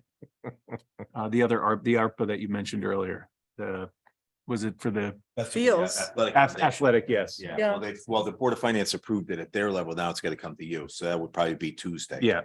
So- Or if it's got to go back to your commission, but they basically, since they didn't give monies to the But Christina, to not confuse you, we didn't add them because some things are getting pulled off and in. So to have them on here would only confuse you, because then these numbers would it would be confusing because. So what's left, but what's left in terms of monies when you? add all Nothing this has up? come to the committee, so the thought was we're not putting anything on here that the committee hasn't approved. So nothing is coming. But I don't want to approve something and find out that we've run out of money, Well, because there are other You- things that are pending. there's only 2 items that are pending, right, Tucker? Originally, you had, the Board of Selectmen had approved the Mead Park and the Flexi Cave, and that was a $300,000 total. How much? That is 300. That's Okay. on hold. St. A's has withdrawn their application. Why? They said they just sent an email saying that they have withdrawn it at this time, so they've withdrawn. We have the Athletic Foundation is a new one that's come up for the 250,000, so that has to start the process now with the Board of Selectmen and move down. And then we have a possible, we're working on a grant right now to really enhance the audio and visual equipment for these Zoom meetings. I know we had allocated $70,000 for channel 79. Right. That was for their actual TriCaster and infrastructure. But we would really like, what we did was we haven't spent a penny of that because we went and did a full research on what it would take to get this room and the board room up and running. Right. It's $161,000. We put in a grant request with Pura, and we are very confident that we're going to get it, or optimistic. However, just to be on the safe side and knowing that this is a priority, I've just, and this is my own just behind, scratch of the envelope kind of thing, put aside $150,000, just hoping in the off chance that we didn't get that grant, that we would have some funds to cover that. if So we we'd needed still to. have money left over. So we're not in jeopardy of if we approve one thing of not being able to Right. to fund Right. anything Well, that's we- in we- the. We in can the- send that sheet to you. It's 3 items, but just so that it wouldn't confuse you now, thinking that the committee has looked at it, approved it. This is cleaner just to see where we Mark and I are. talked today and we decided to just present you with what Yeah. we've spent, what we've allocated. And Because we don't want to be talking No, about, I think you're right. I just also, I get Christina's point, which is if there's stuff in the works and you wouldn't want to give away money if you thought maybe someone else Right. is more deserving. and It's like a also separate thing. what does the town council think? I mean, we heard Bethany speak about, could Yeah. we allocate another $50,000? Sure. I mean, but that is for discussion. We don't have to. I guess what I'm hearing though, there's money kind of left over Well, still, and even if. there's no rush either. There's no rush. the funds until December two thousand Yeah, twenty-four. okay. Yes, we have. So that's part of the process, is things have come to be along the way. And so what do we have left? That's on your sheet. You'll see it. It's right there. If approved, if this 250 is approved, we have about 750 left. Correct. Got it. So now we might as well, Tiger, Tricia. we Okay. good? So what you see here is the public-private partnership. It couldn't be any better. I just want to say it could not be any better. Tiger's a great partner in this project. Thank you.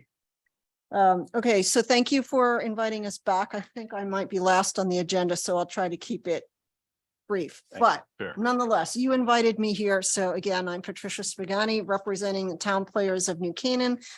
And I wear many hats, but I'm a board member on the town players and also responsible for our community outreach and in this case fundraising. So I wanted to thank you for inviting us back to give you an update of where we're at. Just briefly, I think some of you were able to come see Ordinary People. We had over 800 people from our community see the play. It was really a great experience. We raised $18,000 to support the New Canaan Assessment Program, Urgent Assessment Program, which we're really proud of. So we thank the community for rallying and the partnership we had with Silver Hill and with Bethany and the New Canaan Human Services and the Health and Human Services Commission. So all good. We are definitely working hard to be embedded within the community as part of what we're doing at the theater. So I think it's really important as a community-based volunteer organization, that's what we do. So we hosted the holiday stroll in December for our second year. That was good. We, in partnership with the Exchange Club and the Artists Club, missing the title, sorry, I'm tired too. We were able to offer student scholarships to high school and college students this year in theater, which was great. And we also provide volunteer opportunities to the Service League and Eagle Scouts in town. We've doing a lot of things. We've added 2 more shows this season. We're actually, in addition to our planned Drop Dead, which is a comedy coming up, we added 12 Angry Men, which is going to have some equity actors for the first time in a long time on our stage. We've got the professional version of the play. And we have another play about growing up in New Canaan called The Gyno Kid. So daughter is There you go. going to do 3 nights at the Powerhouse talking about what it was like. She wrote a 1-woman play, so she's going to be on stage. So that's going to be very entertaining. Yes, so lots of things coming up, and then we've got 3 different kids programs coming in the summer. Improv, and then 2 other groups are going to be renting. So until we get our own program established, we're happy to host other kids programs during the summer. So that's all good. So that's what we're doing. We're proud of that. So in terms of coming to you again, this has been a long journey and a learning process, which happy to be in the process of and hopefully coming close to conclusion. So what we have been able to do through the Board of Selectmen and Board of Finance, and now back to yourselves, we are looking, as you know, to gain your support, financial support for the improvements that we plan to increase the lobby and of the Powerhouse Theater in Waveney Park, and basically look to complete the whole campus, again, in partnership with the other work that Tiger is doing there. So our project, as you know, to improve the lobby. So we will be expanding the lobby by 720 square feet. And again, giving up our office space so that we can have ADA compliant restrooms for men and women. So that's basically what that's going to do. It's going to create a barrier-free entrance. It's going to give us additional performance space, additional rehearsal space, and allow us to increase the programming that we want to do. And from a floor plan perspective, these are the 3 areas of the project that we're looking for your support, which is again, our new office, which will likely go where the old bathrooms are, but we're still reassessing that. The ADA restrooms and the expanded lobby, which also has a nice alcove, which can also be used as a grand entrance into the lobby. So that's the space we're talking about. One of the questions that yourselves and the Board of Finance asked us was on the project costs. So I think you all know we're using APS for our architectural engineering fees, or architectural engineering design, along with Tiger. We reassessed the costs, and because of inflation, we were advised that we should increase the cost by 10%. So the bottom line number is now 1.129 million. Pretty expensive, but I think we're going to get a wonderful result from that. So that's how all the costs lay out. We can talk through any of those in detail if you like, but that's the bottom line. So I'll pause there if you want to go through any of those line items in detail. No. Are you going to? We don't summarize have it? that in our Yeah, tablets. it's not on the tablet. Just, I'm sorry. want to just, Tucker. you wanna- I thought we put it on, but I'll have to. you want to just Did blow, you do blow it that by up? email? Can you blow that Or up? did you put it in the I tab? apologize. Pam didn't do it. Okay. I apologize. That's all right. Just to review the bidding there. Oh. On the inside of the building, we're funding 3 pieces, right? One piece we already had in the budget from a few years ago for Correct. bathrooms. Second piece is the 250 in the budget, the capital budget. The third piece is the ARPA piece. Yes. And So then the the total of raise. those 3 are That's in 750 here. or? Go to the next page, please. Right. So this is the sources, if you will. So you can see that the town component. So you're absolutely right, Tom. The first piece was the town budget that Tiger referred to was 250,000.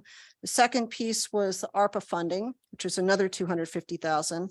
And then as we discussed with Tiger, there's $75,000 allocated from prior years to support the ADA restrooms. Oh, that's all we had. I thought it was more. Okay. It's a little over that, but it only started at 100. We had some engineering fees Oh, yeah. associated with it.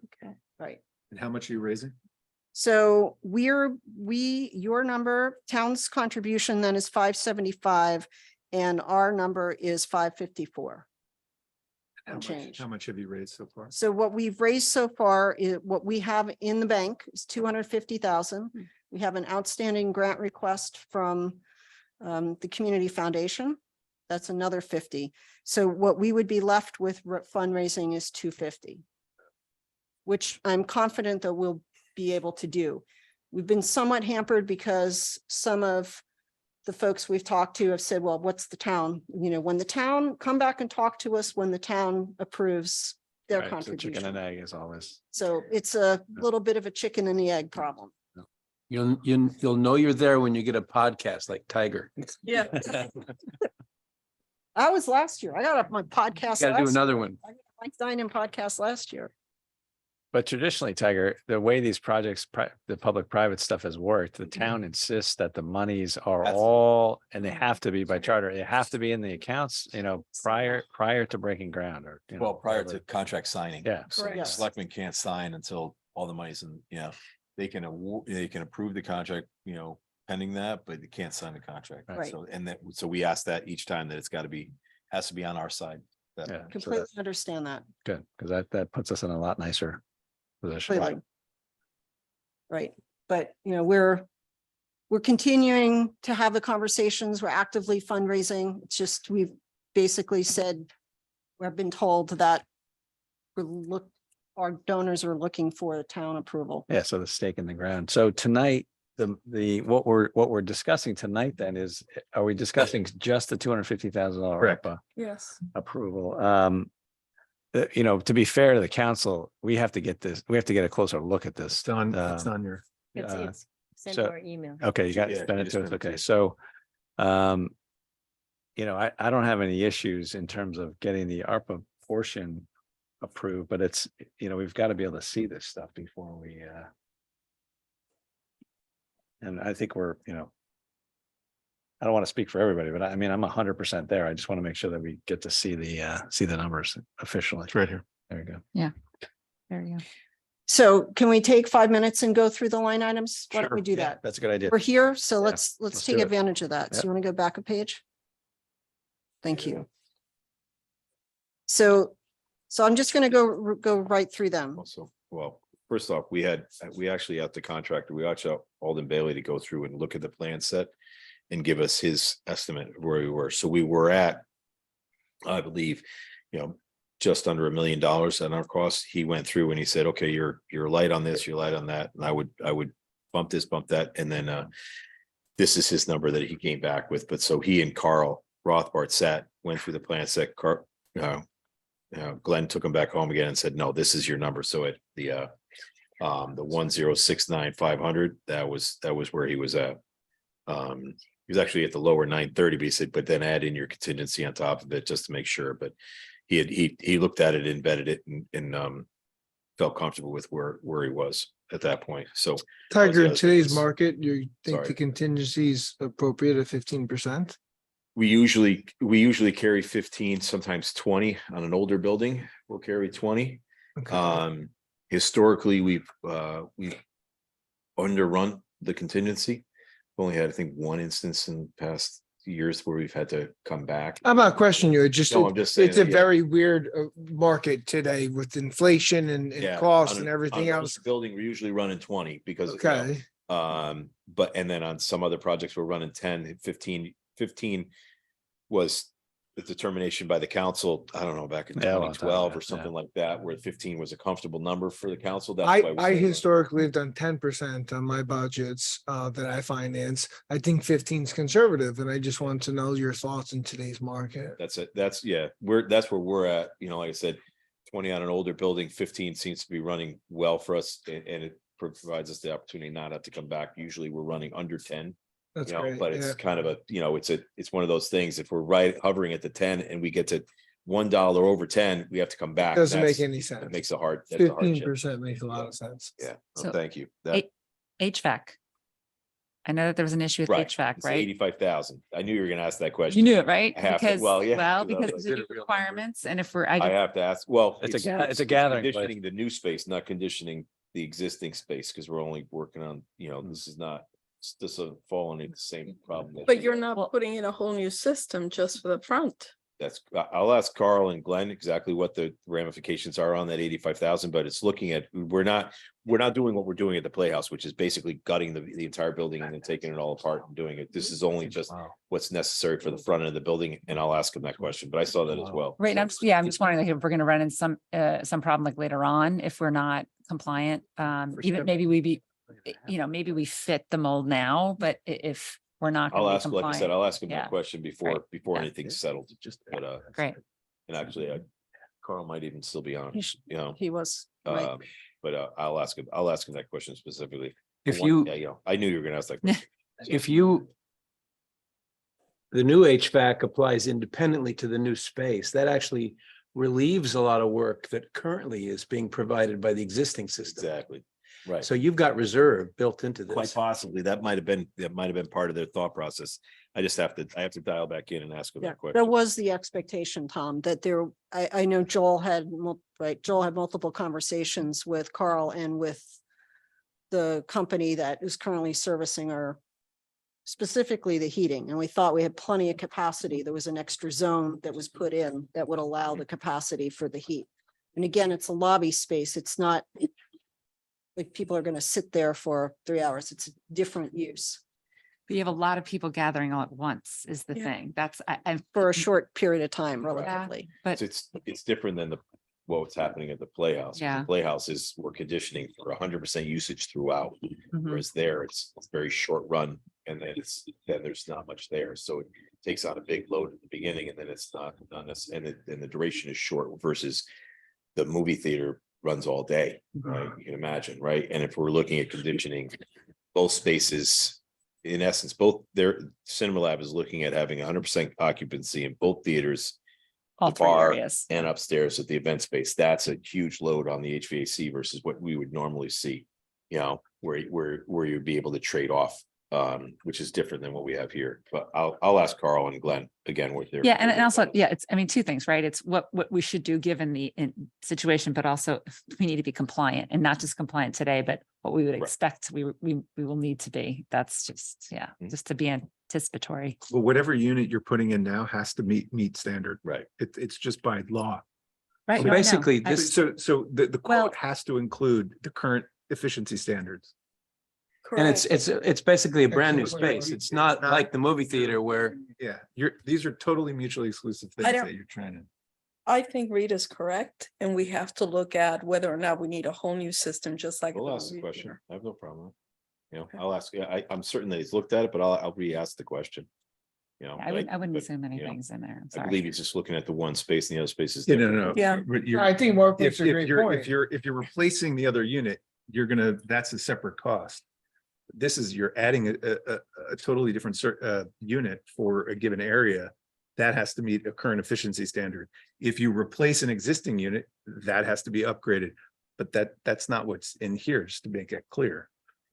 That's what Tiger's saying. When you're renovating at a certain percentage of the building, it kicks in that you have to change the whole thing. Yeah, that's Right, the but we're point. not at, we're not at that You're- level. you're- where yeah, you're we're 700 tripping square that- feet. Tripping that number, It's not because the 50%. square footage It's is 50%. different. Yeah, and you're not close to 50%. No, not given all the area of the building, so, but I'll ask the question, we'll have an answer back next Tuesday. I think that's great dialogue. I think Yeah. both points are very valid and we should know that information. Tiger, can we talk about bathrooms?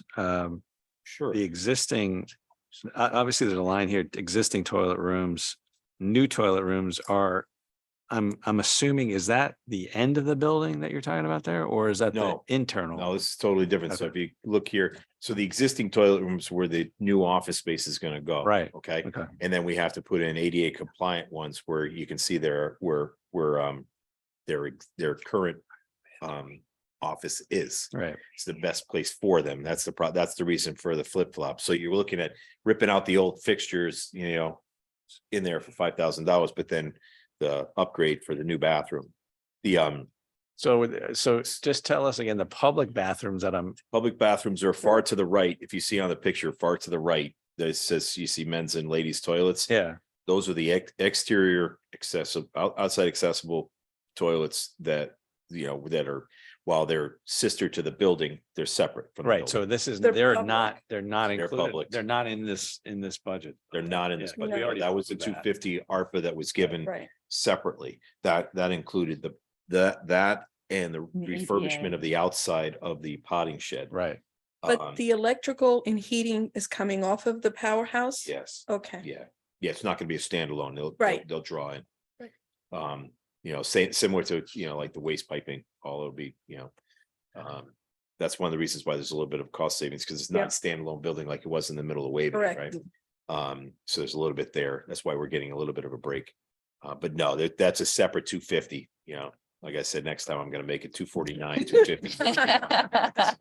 A lot easier for everybody, but Mayor, Seriously. what type of heat is in the exterior bathrooms? Is that forced air? that I don't know. I'll ask him the question. Okay, You know, he's still working through the plans and finalizing the plans, so I'll ask Carl. because the forced air capability in the theater storage box, I'm not sure is wonderful. So hopefully it's, Right, yeah, I I'll ask him the question, you know, where he's at. And what he's thinking.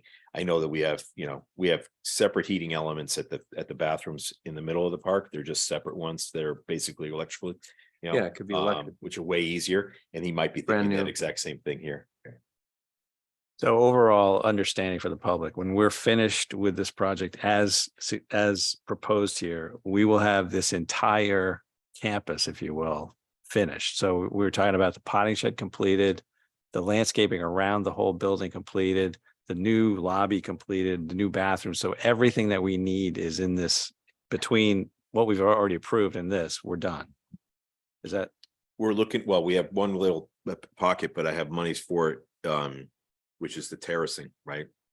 Basically, I have Keith Simpson working on a plan to combine everything cohesively from the outside. Got it. Okay, so So there's no landscaping baked into this. there's right, and the hardscape for the new terrace, things of that nature, the ADA compliance as far as getting everyone in and around. So the monies that are here and the are for each of the buildings. I've got money separate for the hardscape, for the patio, walkways, the ramping, trying to get from the parking lot in, you know, an accessible nature of that. Those are separate. I have Keith working on a plan right now that came out of our budget as far as the design fee. And then once he'll do that, we'll come forward with a bid but I have money separate for that. I don't know how much it's gonna be yet, because we're still working through. You can imagine the topography, you were there, right? So the topography is all over the place in that area. We just have to make sure everything is cohesive. Oh, That's why I have- you had drainage issues there too. Yeah, that's why I have one designer doing all the buildings and one guy doing the patio, and they're working together, you know, in their relative fields, you know, their expertise. So. And But you we've have- met together a few times, which is great. Yeah. So But so far you have no idea of what. No, because I don't know what they're coming forward on. I have a ballpark idea of, how much we're looking at, but it depends upon how much he wants to convert to landscaped areas. If he converts it to a landscaped area, it's much cheaper than if it's a hardscape. Yeah. So I'm just waiting for that to come back. Some of the early designs with sitting walls and that was really nice. I mean, some of Yes. that early. Exactly. design, so- And I, we encouraged him to incorporate that, is because it'd be a nice sitting area, right? For people, it'd be a nice area for quiet contemplation when it's not really being utilized. I could see people going there and just sitting, kind of nice. Okay. Questions? Oh, actually, Mark, you're running this part of the meeting. Sorry. don't ask Mark, he'll just adjourn the whole thing. No, seriously, anybody have any questions? Hillary, you have any questions? Question time. No, I'm good. Yeah.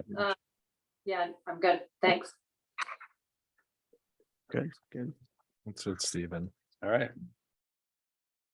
So is that a no questions? We like this idea or a no questions? I'm going to see you again next Just year. want to I have confirm, those. what temperature will the bathrooms be running?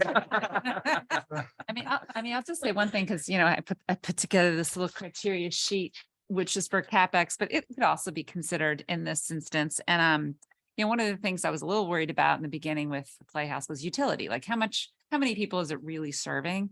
But I think you've proven in a couple different ways that it is serving a lot of the community. And I think doing more like what you did with the Silver Hill partnership, I think the potential to be even more ingrained and more like serving more of the community is there. And I also like that, all the other things that you mentioned too, with the children's workshops and all that, the potential for a lot of use from the community is there. So that makes me really, you're laughing. And this is That- the reason we're doing this. So thank you for that. And I just think that gives me a lot of confidence in. I mean, I will say this, Patricia, from the time you introduced this concept and you came to us to today and what you've done to expose the programming there and the involvement of the community. I mean, it is night and day from the moment you walked in here. So congratulations on everything you've done to this point. And to Rita's point, that's a great point. If we can keep that at that level, and keep the facility exposed to the town, there's no telling where, the uses that we have could. a lot of great ideas. So this is just the beginning. That's all. We have a lot of great ideas. But we need to prove back to the community that we can get something done. Because we want that flywheel of positive reaction, like, oh, you could get this done. Well, now what else do you want to do? But we need to get started. So. And people will be coming to you to partner with you. That's the. All right, I'm gonna make a motion Okay. to.